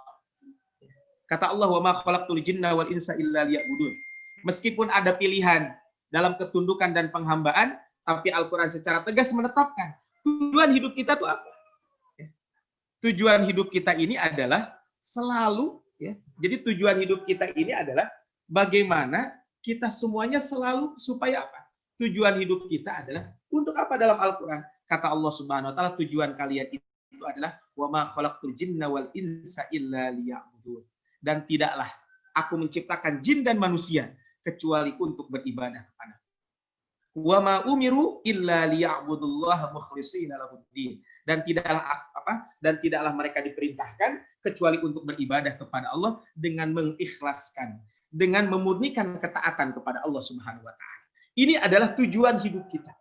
Makanya tadi berahmat Allah Subhanahu wa taala kita kembali kepada tujuan, mudah-mudahan dengan membaca ayat ini ya, dengan kita mengkaji tentang ini, kita bisa mampu membaca kecenderungan orientasi hidup dan menjadikan ibadah sebagai tujuan hidup kita. Jadi tujuan hidup kita adalah ibadah kepada Allah Subhanahu wa taala. Makanya kaum muslimin rahimani wa rahimakumullah, ya, hidup ini ya, hidup bahagia adalah dambaan setiap orang. Siapa yang tidak ingin bahagia? Ya. Jadi kebahagiaan itu adalah kebahagiaan seseorang adalah dambaan setiap insan. Tidak ada seorang pun tidak mau bahagia. Ada nggak yang tidak mau bahagia? Saya yakin nggak ada. Semua orang ingin bahagia. Tetapi kebahagiaan ini karena salah tujuannya, ujung-ujungnya jadi tersesat juga. Dan kebahagiaan hakiki itu disebutkan oleh Allah di dalam Al-Quran. Kebahagiaan hakiki itu kata Allah, Al-Quran diturunkan untuk membantu manusia menemukan kebahagiaan hakiki. Menurut Al-Quran, jalan satu-satunya untuk menemukan kedamaian, ketentraman, ketenangan, dan kepuasan batin adalah dengan beribadah kepada Allah. Coba lihat di sini. Ini ayatnya tadi sudah kita bahas, surat Ar-Ra'd ayat ke-28. Tapi coba lihat dalam surat An-Nahl ayat 97. Man amila shalihan, kata Allah, siapa yang mengamalkan amal soleh, min dzakarin aw untha, baik itu dia laki-laki atau perempuan. Jadi orang yang beribadah, bahasa kitanya begitu. Baik itu laki-laki atau perempuan, wa mu'min, syaratnya dia beriman. Bayangkan, Bu. Orang beramal soleh, laki-laki dan perempuan, dia beriman. Apa kata Allah di sini? Coba lihat di ayat ini. Falanuhyiyannahu hayatan thayyibah. Ini yang saya sampaikan, kebahagiaan. Maka kata Allah, maka kami akan berikan kepadanya kehidupan yang baik. Ini ada sebuah kisah menarik. Ini penulis buku ini, The Seven Islamic Habits, beliau ada cerita. Ketika itu beliau berbincang dengan seorang supir taksi. Supir taksi ini taat beribadah kepada Allah Subhanahu wa taala. Ketika dia bertanya kepada tentang keluarga dengan ekspresi penuh kebahagiaan, dia menceritakan tentang kenikmatan batinnya. Beliau mengatakan, alhamdulillah Pak, meskipun penghasilan saya apa adanya, tapi saya sungguh menikmati hidup ini. Ketika saya pulang larut malam, kadang-kadang istri atau anak-anak membukakan pintu dengan wajah yang manis. Istri dan anak saya sangat memahami keletihan saya mencari nafkah. Bayangkan. Ini kenapa? Karena keluarga ini adalah rajin beribadah kepada Allah. Dan anak-anak saya tahu betul bagaimana saya berjuang untuk menghidupi keluarganya, untuk menghidupi mereka, sehingga mereka tidak banyak menuntut. Bahkan mereka rata-rata punya prestasi di sekolah, sehingga saya tidak perlu memikirkan biaya sekolah dan kuliah mereka. Karena sebagian mereka mendapatkan beasiswa. Bayangkan, Bu. Falanuhyiyannahu hayatan thayyibah. Ini jelas. Kebahagiaan hakiki menurut Al-Quran dengan beribadah kepada Allah Subhanahu wa taala. Makanya bahagiakan hidup dengan ibadah dan doa. Ini kata Allah yang menjamin falanuhyiyannahu hayatan thayyibah. Ini Allah Subhanahu wa taala menjamin. Kalau kita mencari kebahagiaan selain kebahagiaan yang Allah sebutkan di dalam Al-Qur'an, mencari kebahagiaan selain ibadah, maka itu kebahagiaan semua. Ada orang ketika stres dengan pekerjaan akhirnya dia mabuk dan sebagainya. Betul, ketika mabuk lupa. Begitu beres hilang mabuknya, dia ingat lagi. Ada orang yang mencari kebahagiaan karena mungkin di rumah pusing dan sebagainya, dia berselingkuh. Ketika berselingkuh seolah-olah betul bahagia, tapi ternyata yang terjadi tidak ada kebahagiaan tersebut. Makanya orang yang tidak mau tunduk dengan aturan Allah atau mengabaikan ayat-ayatnya, orang yang hidupnya hanya untuk melampiaskan hawa nafsu dan selalu mendahulukan kepentingan dunia, dia akan mengalami kesempitan. Lihat surat Toha ayat 124 sampai 127. Ini bukti dari Allah Subhanahu wa taala. Kata Allah, "Wa man a'rada an dzikri fa innalahu ma'isyatan dhanka." Kata Allah Subhanahu wa taala, siapa yang berpaling dari mengingatku, artinya dia tidak mengingat Allah Subhanahu wa taala. Fa innalahu ma'isyatan dhanka. Sungguh dia dalam kehidupan yang penuh dengan kesempitan. Ibarat mata Allah Subhanahu wa taala. Coba mungkin lihat orang-orang kaya, tetapi kekayaannya itu dia dapatkan dengan cara yang tidak baik. Atau lihat orang-orang yang berduit, orang kaya, tapi dia jauh dari Allah. Betul, secara zahir seolah-olah dia bahagia. Tapi coba tanya dari hati nuraninya, pasti dia juga tidak bahagia. Karena ini janji Allah. Wa nahsyuruhu yaumal qiyamati a'ma. Kata Allah Subhanahu wa taala, dan pada hari kiamat dia akan dibangkitkan dalam keadaan buta. Qala rabbi lima hasyartani a'ma wa qad kuntu basira. Ya Allah, kenapa engkau bangkitkan aku dalam keadaan buta? Pada dulu aku bisa melihat. Kata qala kadzalika atatka ayatuna fanasitaha. Dulu kamu ketika di dunia, Allah berfirman, demikianlah telah datang kepadamu ayat-ayat kami, maka kamu melupakan. Wa kadzalikal yauma tunsa, dan pada hari ini kami lupakan. Ini adalah bagi orang-orang yang mencari kebahagiaan selain dengan kebahagiaan yang telah Allah sampaikan di dalam Al-Qur'an dan hadis Nabi Shallallahu alaihi wasallam. Baik, ibarat Allah Subhanahu wa taala, ini mungkin sedikit kaitan dengan materi yang disampaikan. Kalau kita berbicara tentang ibadah, apa sih hakikat ibadah? Tadi kan kita sudah membahas tentang hakikat kaitan dengan bahwa kebahagiaan itu adalah didapatkan dengan ibadah kepada Allah Subhanahu wa taala. Didapatkan dengan ibadah kepada Allah Subhanahu wa taala. Apakah yang dimaksud dengan ibadah itu?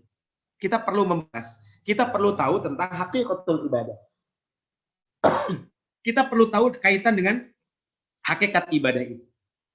Kita tahu tadi bahwa disampaikan wa ma khalaqtul jinna wal insa illa liya'budun. Tidak aku menciptakan jin dan manusia kecuali untuk beribadah kepada Allah Subhanahu wa taala. Maka kalau kita berbicara tentang ibadah, maka ibadah itu adalah sesungguhnya bagaimana orang beribadah itu adalah ibadah yang dilakukan manusia kepada Allah hakikatnya adalah karena asyu'ur. Jadi orang beribadah kepada Allah itu karena apa? Pertama adalah hakikatnya karena asyu'ur, ada perasaan. Perasaan apa? Kenapa orang beribadah? Pertama adalah bikasratin ni'am. Lihat, Bu, di sini. Makanya kalau kembali kepada ayat kedua, alhamdulillahirabbil alamin. Orang beribadah itu, hakikat ibadah itu adalah ibadah yang dilakukan manusia kepada Allah, hakikatnya karena ada perasaan. Asyu'ur, kesadaran. Kesadaran apa? Pertama bikasratin ni'am.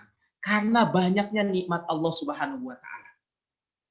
Kalau kita melihat bahwa orang beribadah itu asyu'ur bikasratin ni'am. Dia bersyukur kepada Allah karena banyak nikmat yang Allah berikan. Kembali kepada ayat kedua. Alhamdulillahirabbil alamin. Coba Ibu bayangkan nikmat sekarang. Ya. Alhamdulillah kita diberikan kesehatan. Ya, kita mendengar mungkin ada saudara kita, teman kita, mungkin atau jangan-jangan di antara kita pun pernah terkena di wabah pandemi COVID-19 ini. Sebanyak apapun rizki yang dimiliki, makanan seenak apapun, ketika rasa makan sudah tidak enak, itu saya punya teman sampai tidak bisa makan dan lain sebagainya. Maka orang beribadah itu apa? Bikasratin ni'am. Dia bersyukur kepada Allah Subhanahu wa taala. Dia merasa bahwa Allah betapa nikmat yang Allah berikan banyak. Kemudian yang kedua adalah orang bersyukur itu adalah bi'adhamatillah. Orang bersyukur itu adalah karena kesadaran akan keagungan Allah Subhanahu wa taala. Sehingga ya, seorang manusia pun akan termotivasi untuk melakukan ibadah. Ia menyadari betapa besar keagungan Allah Subhanahu wa taala. Ya. Ini kalau kita melihat tadi tentang Ar-Rahmanir Rahim, kemudian Maliki Yaumiddin. Bagaimana keagungan Allah Subhanahu wa taala? Coba lihat Bu di dalam surat Al-Baqarah ayat 164. Inna fi khalqis samawati wal ardh. Sesungguhnya penciptaan langit dan bumi, kemudian pergantian siang dan malam, kemudian perahu atau kapal yang berjalan di atas lautan. Bima yanfa'un nas dan seterusnya. Ini berbicara tentang bagaimana keagungan Allah Subhanahu wa taala. Nah, ibarat Allah Subhanahu wa taala, selain dilandasi dengan kesadaran-kesadaran di atas, ibadah yang dilakukan manusia setidak-tidaknya memiliki 3 tujuan. Ini tujuan ibadah manusia. Jadi kalau kita berbicara tentang tujuan ibadah manusia, ngapain? Ada 3 tujuan manusia. Pertama adalah ghayatut tadhallul. Tujuan untuk merendahkan diri kepada Allah Subhanahu wa taala. Jadi kalau kita berbicara tentang ibadah, maka ghayatut tadhallul. Bagaimana kita betul-betul merendahkan diri di hadapan Allah Subhanahu wa taala. Manusia beribadah kepada Allah untuk menunjukkan kehinaan dirinya di hadapan Allah. Kita tahu Bu, apa kepala kita. Tapi ketika kita sujud, kepala kita tuh berada sejajar dengan kaki kita. Ini menunjukkan ghayatut tadhallul. Makanya dalam doa kita dalam salat, qul inna sholati wa nusuki wa mahyaya wa mamati lillahi rabbil alamin. Yang kedua, tujuan daripada ibadah yang kita lakukan adalah ghayatul mahabbah. Yaitu tujuan untuk menunjukkan kecintaan kita kepada Allah Subhanahu wa taala. Makanya tadi disampaikan di awal, bagaimana kita harus selalu orientasi kita kehidupan akhirat. Sehingga dengan orientasi kehidupan akhirat, kita cinta kepada Allah karena Allah memberikan nikmatnya kepada kita semuanya. Ghayatul mahabbah. Kemudian yang ketiga adalah ghayatul khudu. Yang ketiga adalah betul-betul adalah menunjukkan, ya kalau tadi adalah ghayatul mahabbah, kemudian yang ketiga, yang terakhir adalah ghayatul khudu. Bagaimana menunjukkan ketundukan kita kepada Allah Subhanahu wa taala. Ini adalah kalau kita berbicara tentang ibadah. Makanya ibarat Allah Subhanahu wa taala dalam beribadah kepada Allah disadari tentang begitu banyak nikmat Allah. Kemudian juga begitu besar keagungan Allah Subhanahu wa taala. Sehingga ketika kita ibadah, betul-betul kita ghayatut tadhallul. Betul-betul kita merendahkan diri kepada Allah. Betul-betul kita cinta kepada Allah. Dan kita betul-betul adalah khudu, ketundukan kita kepada Allah. Maka orang-orang yang beribadah, maka manusia selalu mengharu biru dengan rasa khauf dan roja. Ini adalah kalau kita berbicara tentang ibadah. Maka ibarat Allah Subhanahu wa taala, coba lihat di sini ibadah. Kalau kita berbicara tentang ibadah yang kita pahami, makanya tadi saya sampaikan di awal bahwa dengan pembahasan ini semoga ya, kita semuanya ya memahami makna ibadah secara utuh. Ibarat Allah Subhanahu wa taala, kalau kita berbicara tentang ibadah, kembali kepada Malik Yaumiddin tadi yang kita bahas. Maka ibadah yang kita lakukan syumuliyatul ibadah, betapa komprehensifnya ibadah kita. Ya. Ibadah itu yang pertama adalah tashmuluddina kullah. Ibadah itu mencakup semua agama. Maksudnya agama itu apa? Semua hal-hal yang kaitan dengan agama. Ibarat Allah Subhanahu wa taala, kalau kita berbicara tentang apa syumuliyatul ibadah ini ya. Kalau kita berbicara tentang syumuliyatul ibadah, bahwa betapa betapa kalau kita berbicara tentang syumuliyatul ibadah. Ya. Betapa ibadah kita itu sangat menyeluruh. Maka kalau kita lihat di sini, ibadah yang pertama yang disampaikan adalah mencakup berbagai pedoman kehidupan kita. Kan dalam ibadah itu, dalam agama kita ada yang disebut dengan wajib, ada yang sunnah, ada yang boleh. Maka kalau kita berbicara tentang ibadah, maka ibadah kita tuh ada ibadah wajib. Contohnya apa? Kita sholat. Kemudian ada yang sunnah, ada yang boleh. Kemudian berikutnya ini mungkin yang dibahas lebih agak panjang sedikit kaitannya ini. Jadi yang pertama adalah kalau kita berbicara ibadah, tasmulud dina kullah. Maka kalau kita berbicara tentang ibadah, maka ibadah itu adalah kalau kita berbicara tentang ibadah, maka berbicara tentang ibadah itu apa? Ibadah itu adalah tasmulud dina kullah, mencakup agama seluruhnya. Jadi kalau kita berbicara tentang tentang ibadah ini tasmulud dina kullah, mencakup atau cakupan ibadah itu adalah yang pertama mencakup persoalan agama. Ada yang wajib, ada yang sunnah, dan ada yang dibolehkan. Kemudian yang kedua, tasmulul hayata kulliha. Yang kedua adalah kalau kita berbicara tentang ibadah, maka ibadah itu adalah mencakup seluruh kehidupan kita. Jadi kalau kita yang kedua ini adalah berbicara tentang ibadah, ibadah itu adalah mencakup seluruh kehidupan kita. Kalau kita lihat di sini bermata Allah Subhanahu wa taala, maka ibadah kita itu adalah yang pertama ada yang disebut dengan al-a'mal al-ghariziyah. Termasuk ibadah itu adalah al-a'mal al-ghariziyah, perbuatan-perbuatan memenuhi naluri kehidupan manusia. Ini adalah yang pertama, ini termasuk kehidupan kita kan untuk memenuhi naluri kehidupan manusia. Punten Bu, kalau dalam bahasa sederhana, punten kalau saya bahasakan adalah kita dalam konteks pernikahan, di situ ada hubungan suami istri dan lain sebagainya. Itu termasuk ibadah. Jadi jangan dikira punten, hubungan suami istri itu hanya melaksanakan kewajiban kewajiban istri atau kewajiban suami, bukan itu. Tapi itu pun termasuk ibadah. Kemudian yang kedua, al-a'mal al-ijtimaiyah. Ini adalah mungkin banyak dalam kehidupan kita adalah berbicara tentang aktivitas-aktivitas sosial. Al-a'mal al-ijtimaiyah. Ini juga kalau kita berbicara tentang kaitan dengan ini kan banyak. Contohnya sedekah, berbagi dengan sesama dan lain sebagainya. Ini kalau kita berbicara tentang ibadah. Jadi Ibu kalau berbicara tentang ibadah bukan hanya ibadah wajib sunnah, boleh enggak, tapi termasuk aktivitas sosial kita pun bisa bernilai ibadah. Kita buang sampah tidak sembarangan. Kemudian kita juga peduli dengan tetangga, itu termasuk ibadah. Kemudian berikutnya bermata Allah Subhanahu wa taala adalah karena ibadah mencakup seluruh kehidupan kita, al-a'mal al-ma'asyiyah. Kaitan dengan kehidupan kita, ibadah juga adalah termasuk bagaimana tata cara kita mencari nafkah. Makanya tadi kalau kita berbicara tentang Malik Yaumiddin, jadi tidak lepas dari yang namanya kehidupan itu mencari nafkah. Mencari nafkah pun bisa jadi ibadah. Kalau dulu ada Rasul pernah mengatakan, ada seorang laki-laki yang sangat kuat, dia bekerja. Kata seorang sahabat, ya Rasulullah, seandainya orang tersebut digunakan kekuatannya untuk berjihad, maka akan lebih bagus. Maka kata Rasulullah, seandainya dia keluar untuk memenuhi kebutuhan anaknya, maka dia sama dengan berjihad di jalan Allah. Seandainya dia keluar untuk memenuhi kebutuhan kedua orang tuanya yang sudah sepuh, sehingga tidak ada yang membiayai, maka dia telah berjihad di jalan Allah. Seandainya dia keluar untuk memenuhi kebutuhan dirinya sendiri, sehingga dia tidak meminta-minta, dia memiliki harga diri dengan tidak meminta-minta, maka Rasulullah, maka dia berjihad di jalan Allah Subhanahu wa taala. Jadi kalau kita berbicara tentang ibadah sangat luas. Kemudian imaratul ardi, bagaimana kita memakmurkan bumi, menjaga alam semesta ini supaya tidak rusak dan lain sebagainya. Ini termasuk ibadah.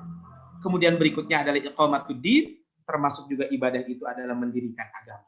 Ini adalah kalau kita berbicara tentang ibadah. Jadi ibadah itu adalah mencakup seluruh aktivitas kehidupan kita. Jadi jangan hanya kita memandang ibadah itu sholat, zakat, saum, haji, bukan itu saja. Tapi seluruh aktivitas kehidupan kita itu bisa bernilai ibadah. Dan yang terakhir adalah tasmul qiyanil basyari kulli. Maka yang namanya ibadah juga adalah kalau kita lihat di sini adalah termasuk juga ibadah adalah kaitan dengan apa? Kaitan dengan bab ibadah ini termasuk juga dengan ibadah adalah mencakup esensi kemanusiaan seutuhnya. Manusia itu kan terdiri dari hati, ada ibadah hati, ada ibadah akal, ada ibadah seluruh anggota tubuh kita. Ini semuanya adalah ibadah kepada Allah Subhanahu wa taala. Sehingga ibadah Allah Subhanahu wa taala, maka kalau kita berbicara tentang ibadah ini, bagaimana supaya ibadah kita tadi diterima oleh Allah? Maka para ulama membagi ibadah kita ini ada dua. Pertama ada yang disebut dengan ibadah mahdhah. Jadi yang pertama adalah ada yang disebut dengan ibadah mahdhah. Ibadah mahdhah itu adalah ibadah yang memang langsung antara kita dengan Allah Subhanahu wa taala. Ini adalah ibadah mahdhah. Maka ibadah mahdhah ini syaratnya itu adalah pertama suhbatun niyah. ibadah mahdhah ini sholat, zakat, saum, haji. Ini kan ibadah mahdhah. Maka syaratnya adalah pertama suhbatun niyah. Harus niat karena Allah. Yang kedua adalah ibadah tersebut juga harus al-masyru'iyah. Harus sesuai dengan ketentuan yang ada. Dan yang ketiga adalah kaifiyah, tata caranya harus sesuai dengan aturan yang ada. Contohnya, sholat subuh. Niat karena Allah, ya. Disyariatkan, betul. Kalau sholatnya 3 rakaat gimana? Nggak boleh, karena tata caranya tidak benar. Sehingga dalam ibadah mahdhah ini, al-ittiba'u minhajan wa kaifiyatan. Maka cara ibadah mahdhah ini adalah manhajnya. Dan tata caranya harus sesuai dengan aturan yang ada. Sebentar lagi kita akan menghadapi saum Ramadan. Saum Ramadan 1 bulan. Ya 1 bulan tuh kalau 29, 30. Nggak boleh kita saum Ramadan, udah masa pandemi, saya mah pingin 31 hari, nggak boleh. Karena kaifiyatannya tidak sesuai dengan ketentuan yang ada. Ini adalah kalau kita berbicara tentang ibadah mahdhah. Nah, yang kedua ibadah ghair mahdhah. Nah, ibadah ghair mahdhah ini lebih luas lagi. Ibadah yang memang kalau kita lihat syaratnya cuma 2. Satu, ikhlas karena Allah. Yang kedua adalah perbuatan tersebut termasuk amal soleh. Tata caranya gimana? Bebas. Contoh, bersodakoh itu kan ibadah. Contohnya kita menyantuni, punten ya, menyantuni para janda. Ada nggak tata cara menyantuni para janda? Bebas, silahkan.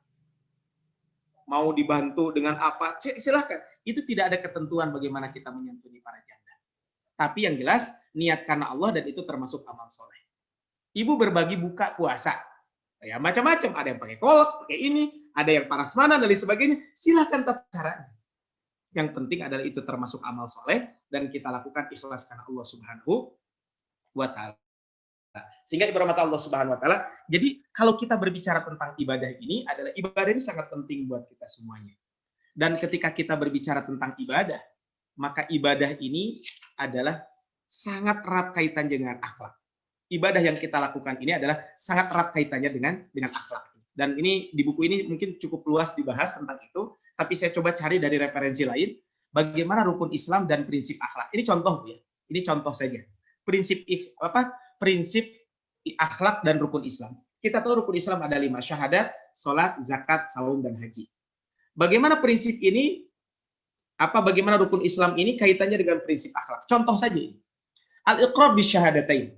Rukun Islam yang pertama 2 kalimat syahadat. Maka 2 kalimat syahadat ini adalah mengajarkan kepada kita tentang as-sidq wal ikhlas, kejujuran dan keikhlasan. Ini adalah kejujuran dan keikhlasan. Kemudian yang kedua, iqamatis shalah, mendirikan salat. Kita setiap hari melaksanakan salat. Maka kaitan dengan salat ini apa kira-kira prinsip akhlak yang bisa kita ambil? Ini diantaranya. Masih banyak bisa kita lihat. Ijtinabul fawahish wal munkar. Ketika kita melaksanakan sholat, maka kita akan menjauhi perbuatan fahsya dan munkar. Perbuatan keji dan munkar. Jangankan perbuatan keji dan munkar. Yang boleh saja ketika sedang sholat, ketika di luar sholat boleh, ketika sholat jadi nggak boleh. Contohnya, tiba-tiba handphone kita berdering. Kan boleh kita ngangkat telepon. Tapi kalau sedang sholat, boleh nggak kita ngangkat telepon? Enggak. Nah ini kan berarti, ini bisa kita praktekkan. Zakat. Tazkiyatun nafsi minal bukhli wa tanmiyatu ruhut tadammun. Ketika kita mengeluarkan zakat, ini contoh saja Bu ya. Bagaimana kaitan dengan bahagia hidup dengan ibadah ini. Maka contohnya sholat. Maka ketika zakat itu adalah bagaimana membersihkan diri dari sifat bakhil, dan ini juga menumbuhkan bagaimana kita selalu bisa bersama-sama membantu sesama. Saum Ramadan, ini contohnya adalah dhabt nafsi anis syahwat. Saum Ramadan adalah contohnya adalah ini kaitan dengan prinsip akhlak, bagaimana kita menjaga hawa nafsu kita, dan haji ke Baitullah adalah at-tajarrud lillah, bagaimana kita totalitas dalam ibadah karena Allah Subhanahu wa Ta'ala. Karena dalam pelaksanaan ibadah haji ada ibadah harta, ada ibadah fisik. Kalau kita sholat hanya ibadah fisik, zakat hanya ibadah harta, kemudian kalau saum itu hanya ibadah fisik, tapi haji adalah ibadah fisik dan ibadah pesak. Kalau kita orang Sunda mah begitu. Ibadah fisik ya, karena butuh fisik, dan ibadah finansial juga. Sehingga ini adalah at-tajarrud lillah. Kalau kita berbicara tentang ini, maka kita adalah berbicara tentang bagaimana kita selalu melaksanakan ibadah itu adalah karena Allah Subhanahu wa Ta'ala. Ibarat mata Allah Subhanahu wa Ta'ala, mungkin kaitan dengan poin ke-5 ini baru kita bahas sampai di sini. Jadi harapan dari materi ini adalah bagaimana kita selalu mampu membaca kecenderungan orientasi hidup. Kira-kira orientasi hidup kita apa?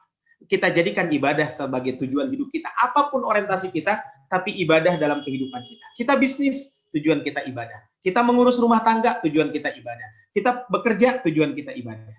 Kemudian memahami makna ibadah secara utuh, tadi sudah kita sampaikan, ibadah itu adalah sangat utuh, dan kita komitmen menjadikan seluruh pekerjaan kita sebagai ibadah, dan kita berjanji untuk lebih taat beribadah kepada Allah Subhanahu wa Ta'ala. Maka insya Allah, ibarat Allah Subhanahu wa Ta'ala, ayat yang selalu kita baca, Maliki Yaumiddin, kalau selalu kita baca dalam kehidupan kita, maka insya Allah kita akan bahagia dengan beribadah dan berdoa. Insya Allah nanti kaitan dengan berdoa, mungkin kita akan bahas di pertemuan yang akan datang, karena kalau dibahas sekarang khawatir tidak cukup waktunya. Insya Allah nanti akan kita bahas surat Al-Fatihah, mungkin terakhir insya Allah nanti tinggal 2 ayat lagi, ihdinas siratal mustaqim, siratal ladzina an'amta alaihim, ghairil maghdubi alaihim waladdallin. Insya Allah nanti akan kita bahas di pertemuan yang akan datang. Demikian yang saya sampaikan, mudah-mudahan bermanfaat. Ya. Maka saya kembalikan ke Teh Pipit sebagai MC, faliyatafadhal masykura.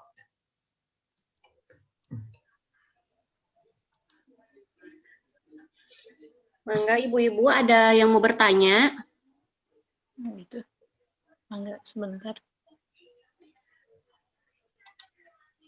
Untuk materi nanti Bu ya, sekalian mungkin saya kirimkan semua kalau sudah selesai. Mungkin insya Allah di pertemuan yang akan datang. Ya, Nanti materinya dari awal sampai akhir, dari mulai kita memulai dengan Bismillah, kemudian nanti sampai penghujung, nanti materinya insya Allah saya buatkan PDF biar lebih mudah. Mungkin kalau pakai PowerPoint, khawatir tidak semua ada aplikasinya di handphonenya. Tapi insya Allah nanti saya kirimkan, kalau sudah lengkap semua, nanti insya Allah kita kirimkan kaitan dengan materi yang saya sampaikan kaitan dengan tadabbur surat Al-Fatihah. Maka ibu-ibu kalau ada yang mau bertanya, tidak mesti materi yang saya sampaikan, mungkin kalau ada pertanyaan lain juga mangga, faliyatafadhal masykura. Ustaz, Mangga Bun, bertanya ya. Mangga Bu Haji. Mangga Bu Haji. Terkait dengan masalah bahwa orientasi hidup kita adalah akhirat. Lalu tadi dalam pemetaan bahwa manusia itu dilingkupi dengan ajal, artinya ketentuan Allah ya ajal itu. Lalu hampir dikatakan bahwa seluruh manusia itu melewati angan-angannya gitu ya, kehidupannya itu seperti itu. Nah nanti pada kenyataannya bagaimana kita memilih atau menentukan sikap bahwa kita terkadang perlu untuk membuat suatu cita-cita gitu, seperti itulah, terutama mungkin bagi yang punya jiwa usaha katakanlah, atau misalnya jiwa bisnis, biasanya ketika tidak punya cita-cita yang sifatnya duniawi itu agak mungkin jadi tidak ada motivasi gitu. Nah, bagaimana kita menjadikan semua itu menjadi orientasi akhirat gitu, mungkin seperti itu ya Ustaz ya. Ya, betul. Nah, bagaimana batasan antara cita-cita atau angan-angan itu sendiri sehingga kita tidak termatikan motivasi untuk mencari kehidupan dunia, tetapi tidak terlupakan juga untuk mempersiapkan akhirat, mungkin seperti itu. Ya. Itu pertanyaannya, hatur nuhun. Nah, itu. Ya, gini Bu ya. Jadi gini, kan disebutkan ad-dunya mazra'atul akhirah. Enggak apa-apa, masuk aja sambil kerja. Ad-dunya mazra'atul akhirah. Dunia ini adalah tempat bercocok tanam menuju kehidupan akhirat, kan itu Bu ya. Jadi bagaimana kita menjadikan dunia ini sebagai bekal untuk kehidupan akhirat. Nah, beda cita-cita dengan angan-angan. Kan kalau cita-cita kan harapan seperti itu. Kalau angan-angan adalah menunda. Itu namanya angan-angan, Bu ya. Dalam bahasa Arab sering disebut dengan al-amal, ya. Al-amal itu adalah hanya angan-angan. Jadi sehingga mau ibadah nanti, itu salah. Sehingga kalau kita mau punya usaha, ya tentu harus punya cita-cita. Bagaimana usaha saya menjadi besar dan lain sebagainya. Itu harus. Dan Rasul mengajarkan kepada kita. Kata Rasul, seandainya besok hari kiamat tiba, kemudian kalian itu ada tosilah itu tunas, tanam gitu. Artinya kan berarti tidak meninggalkan kehidupan dunia. Tetapi cita-cita dunia ini selalu dibarengi dengan orientasi kita akhirat. Saya ingin memiliki usaha yang besar, tetapi usaha besar ini adalah bagaimana harta yang saya miliki nanti akan bermanfaat untuk kemaslahatan kaum muslimin. Saya ingin punya usaha yang besar, bisnis yang besar, sehingga nanti saya bisa bermanfaat dengan bisnis itu apa? Saya bisa merekrut karyawan sebanyak-banyaknya. Nah ini kan berarti ada nilai-nilai akhiratnya. Jadi intinya begini, apa yang kita lakukan dunia harus dibarengi dengan nilai-nilai kebaikan. Itu aja sebenarnya. Itu mungkin yang harus kita lakukan. Jadi bukan berarti Islam mengajarkan kita harus udah weh segini-gini, cita-cita mah harus kita miliki. Tapi jangan sampai cita-cita dunia melalaikan kita dari kehidupan akhirat. Contohnya, ketika usaha omsetnya masih ratusan juta, rajin pengajian, rajin ke masjid. Tapi begitu usaha sudah omsetnya miliaran, yang biasanya rajin ke masjid, rajin pengajian, jadi enggak. Kenapa? Terlalu sibuk dengan ngurusin itu. Nah, itu yang salah. Makanya kalau kita lihat Utsman bin Affan, Abdurrahman bin Auf, bahkan 9 di antara 10 yang dijamin masuk surga, yang disebut dengan al-asyar al-mubasysyiruna bil jannah, mereka itu semuanya pengusaha. Mereka tetap aktivitas kehidupan dunianya, tetapi ketika urusan akhirat sudah tiba, mereka tidak melupakan kehidupan akhirat. Makanya doa yang dipanjatkan oleh Nabi gimana? Wala taj'alid dunya akbar hammina. Ya Allah, jangan jadikan dunia itu adalah cita-cita kami tertinggi. Betul kita punya angan-angan, saya ingin kaya dan lain sebagainya. Tetapi kekayaan saya adalah bukan untuk pribadi.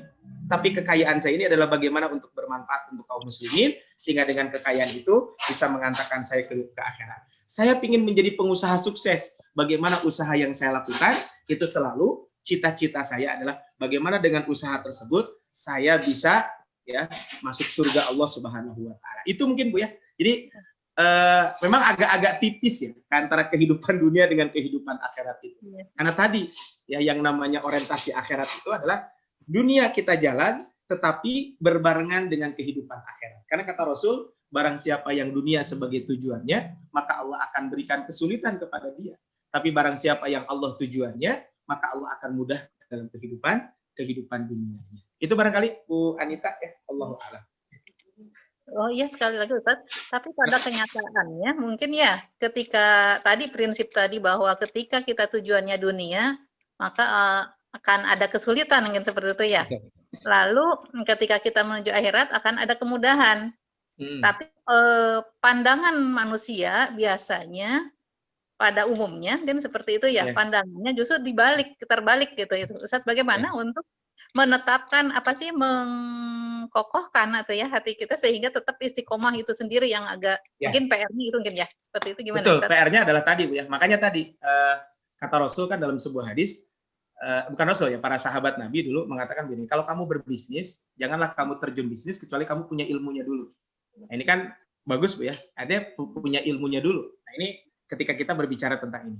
Kemudian yang kedua adalah setelah kita tahu bahwa kita berbisnis, nah bagaimana bisnis kita ini dijadikan sebagai jalan untuk menuju akhirat. Bahasa kitanya sebagai apa ya? Sebagai cukang lantaran, sebagai perantara untuk menuju kehidupan akhirat. Karena ibadah itu tidak hanya mesti sholat. Sehingga ketika kalau kita tujuan bisnis karena Allah, waktu sholat tiba ya kita tinggal sholat. Begitu ya. Jadi ketika adzan berkumandang kita tinggalkan. Ada kewajiban zakat kita tunaikan. Dan jangan takut dengan itu. Ya memang tadi Bu, kaitan dengan bab ini keistiqomahannya memang yang agak berat. Ya, istiqomah ini mungkin nanti kita bahas di poin ke-6 ya, di ayat ke-6 nanti kita bahas bagaimana komitmen dalam istiqomah. Nanti kita lihat ihdinas siratal mustaqim. Nah, inilah pentingnya Bu, makanya kalau kita bisnis dan lain sebagainya, pentingnya kita selalu berada di komunitas bisnis orang-orang baik. Kan sekarang mah banyak ya komunitas-komunitas bisnis itu. Bisnis tapi di situ ada nilai-nilai kebaikannya, ada nilai ibadah, ada grup bisnis tapi di situ diingatkan kajian dan lain sebagainya. Sehingga inilah pentingnya kita selalu mengkaji dan mengkaji. Ya, mengkaji dan mengkaji. Dan kita juga bagus kalau membaca cerita orang-orang sukses yang mana dia sukses dalam kehidupan dunia tapi tidak lupa akhirat. Ada satu buku, mungkin kalau ini saya bukan promosi ya. Bukunya cukup bagus dan mungkin ibu-ibu juga boleh Bu sekali-kali kalau nanti sudah masa pandemi selesai, di Kiara Condong itu kan ada perusahaan percetakan Quran, namanya Syamil Quran, ya itu percetakan yang punyanya itu Pak Riza, ownernya itu Pak Riza. Beliau baru saja mengeluarkan buku Bisnis Jalan Langit. Ini Bisnis Jalan Langit. Beliau cerita, kata beliau saya sampai punya hutang sampai 30 miliar. Kata beliau perasaan besar banget hutang saya gitu. Satu padahal bisnis saya juga maju, order juga banyak dan lain sebagainya. Ternyata kata beliau setelah dievaluasi itu tahun 90 berapa ya? Apa 2000, saya lupa 2000 berapa. Di bukunya itu diceritakan. Saya ada bukunya. Nah, kata beliau ternyata selama ini bisnis saya itu orientednya hanya dunia saja. Hanya dunia saja. Sehingga apapun ukurannya hanya pandangan dunia. Betul, keilmuan dunia perlu ya tentang bisnis, bagaimana memanage dan sebagainya. Tetapi akhirnya saya rubah mindset saya, rubah mindset bisnis saya, bahwa saya sekarang tidak bisnis adalah oriented dunia. Tapi bagaimana jadikan bisnis saya ini adalah menjadi bisnis akhirat. Dan ternyata kalau kita lihat sejarah orang-orang terdahulu sukses karena mereka juga perhatian kepada kehidupan akhirat. Dan akhirnya dia merubah dan sebagainya. Dan alhamdulillah Bu, sekarang ya beliau menulis buku Bisnis Jalan Langit, dan kata beliau dengan merubah mindset ini bahwa selama ini saya selalu tujuannya bisnis, dunia, dan akhirnya ternyata kata beliau ya tidak akan pernah untung. Makanya di dalam surat Fatir di ayat ke-29 Allah mengingatkan kita, kalau kita ingin berniaga dengan Allah tidak akan pernah rugi. Kata Allah, innalladzina yatluna kitaballah, orang selalu berinteraksi dengan Al-Qur'an. Wa aqamus shalah, kemudian dia mendirikan salat. Wa anfaqu mimma razaqnahum sirran wa alaniyah, dia selalu berbagi dengan sesama, baik secara sembunyi-sembunyi ataupun terang-terangan. Kata Allah, yarjuna tijaratan lan tabur, dia akan selalu mengharapkan perniagaan yang tidak pernah merugi. Artinya kan ini the triple power kata beliau, tidak tiga kekuatan besar. Dalam konteks berbisnis, satu, jangan lupa interaksi kita dengan Al-Quran. Jadikan Al-Quran sebagai pedoman kita. Yang kedua, jangan lupakan sholat, artinya hubungan dengan Allah. Yang ketiga adalah jangan lupa kita selalu berbagi dengan sesama. Dan ini kata Allah, yarjuna tijaratan lan tabur, dia mengharapkan perniagaan yang tidak pernah rugi. Artinya usaha bisnisnya itu selalu nilai-nilai manusiawinya diterapkan. Artinya ya tentang kaitan manajemen bisnis, manajemen keuangan dan sebagainya diterapkan. Tapi jangan lupa, kalau hanya mengandalkan itu, siapalah kita? Kata beliau, saya sampai punya hutang 30 miliar dan sebagainya. Dan ternyata subhanallah, ketika mindsetnya dirubah, bahwa bisnis saya adalah tujuannya bagaimana mengantarkan saya ke surga Allah. Bagaimana bisnis saya ini adalah selalu ingat kepada Allah Subhanahu wa taala. Dan ternyata Allah memberikan kemudahan. Saya ada contoh lagi Bu ya. Ini dulu 2005 bareng haji dengan saya. Sebenarnya bukan bareng haji dengan saya, bareng dengan ibu saya, dan saya kebetulan menemani ibu dulu. Saya subhanallah salut dengan bisnis beliau. Jadi ketika bisnis biasa Bu, jalan ketika waktu serius bisnis gitu. Tapi 5 menit sebelum adzan maghrib itu semua karyawannya berhenti. Udah berhenti semua. Suruh kemana? Semuanya suruh sholat. Dan beliau yang mencontohkan itu. Ini memang berat ya. Ketika ya kebayang atau 5 menit ya kan lumayan. Ya waktu ya kalau bekerja, tapi kata beliau udah kita sholat aja dulu. Nah ini kan bagaimana tadi merubah mindset bisnis ini adalah bahwa tujuan kita betul adalah bisnis kita adalah untuk mencari kehidupan dunia, tapi relasi dengan nilai-nilai kebaikan. Ada satu buku yang ditulis oleh Ustadz Happy Andi Bastomi. Beginilah Rasulullah SAW berbisnis, berdagang. Bukunya agak tipis ya. Dan itu dicontohkan bagaimana kesuksesan Rasul dalam berdagang. Dan tidak ada satu orang pun yang berbisnis dengan Rasul itu menyesal. Itu karena berbisnis dengan Rasul itu untung terus. Di situ dituliskan bagaimana kunci sukses Rasul berbisnis. Artinya memang di situ adalah di awal-awal selalu bahwa diingatkan tentang pentingnya ilmu. Ilmu tentang agamanya, ilmu tentang kaitan dengan bisnis. Bagaimana kalau mau berusaha kan ada manajemen bisnis dan sebagainya. Tapi yang menarik di penghujungnya itu, jangan lupa kita berbagi dengan sesama. Kalau kita wajib zakat, keluarkan zakat. Kalau kita ada sodakoh, ya kita keluarkan sodakoh. Artinya di sini kan ada tetap kaitan dengan bagaimana dijadikan bisnis itu ada hablum minallahnya juga tetap ada. Kita jujur dan lain sebagainya. So sekarang begini Bu, kalau kita bisnis online, kan bisa saja ya kalau kita tidak jujur kan. Contohnya baju ini ada sobeknya sedikit dan sebagainya. Kan bisa saja. Artinya kalau kita bisnis karena hubungannya dengan Allah, kita akan selalu jujur dan lain sebagainya. Itu barangkali Bu Anita. Memang paling berat adalah tadi keistiqomahan. Maka supaya kita istiqomah banyak berdoa. Nah, bergabung dengan komunitas-komunitas bisnis. Yang komunitas ini adalah komunitas yang ya baik-baiklah orang-orangnya di sini. Itu barangkali wallahu a'lam. Sami-sami Bu. Ya. Enggak, ibu-ibu ada lagi?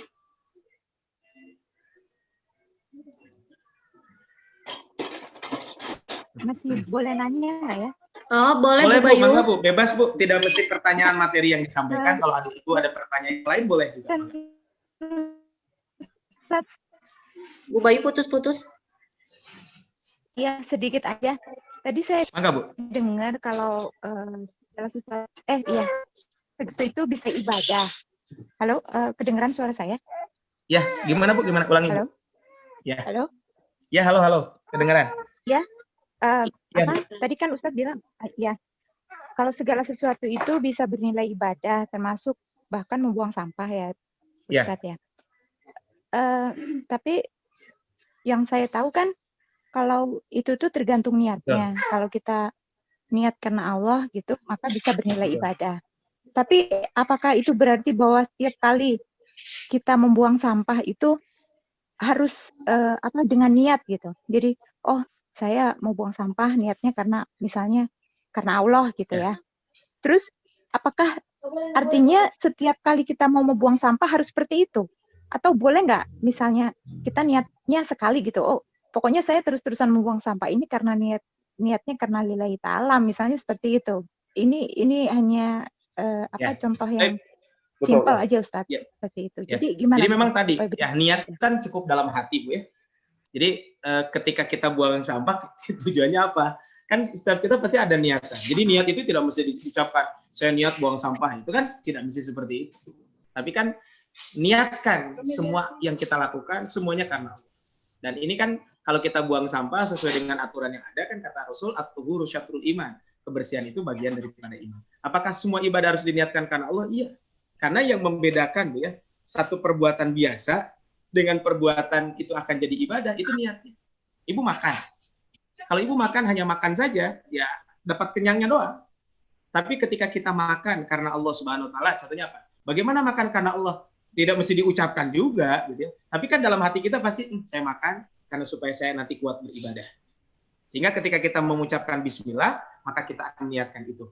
Ketika kita tidur itu kan boleh, suatu hal yang ibadah.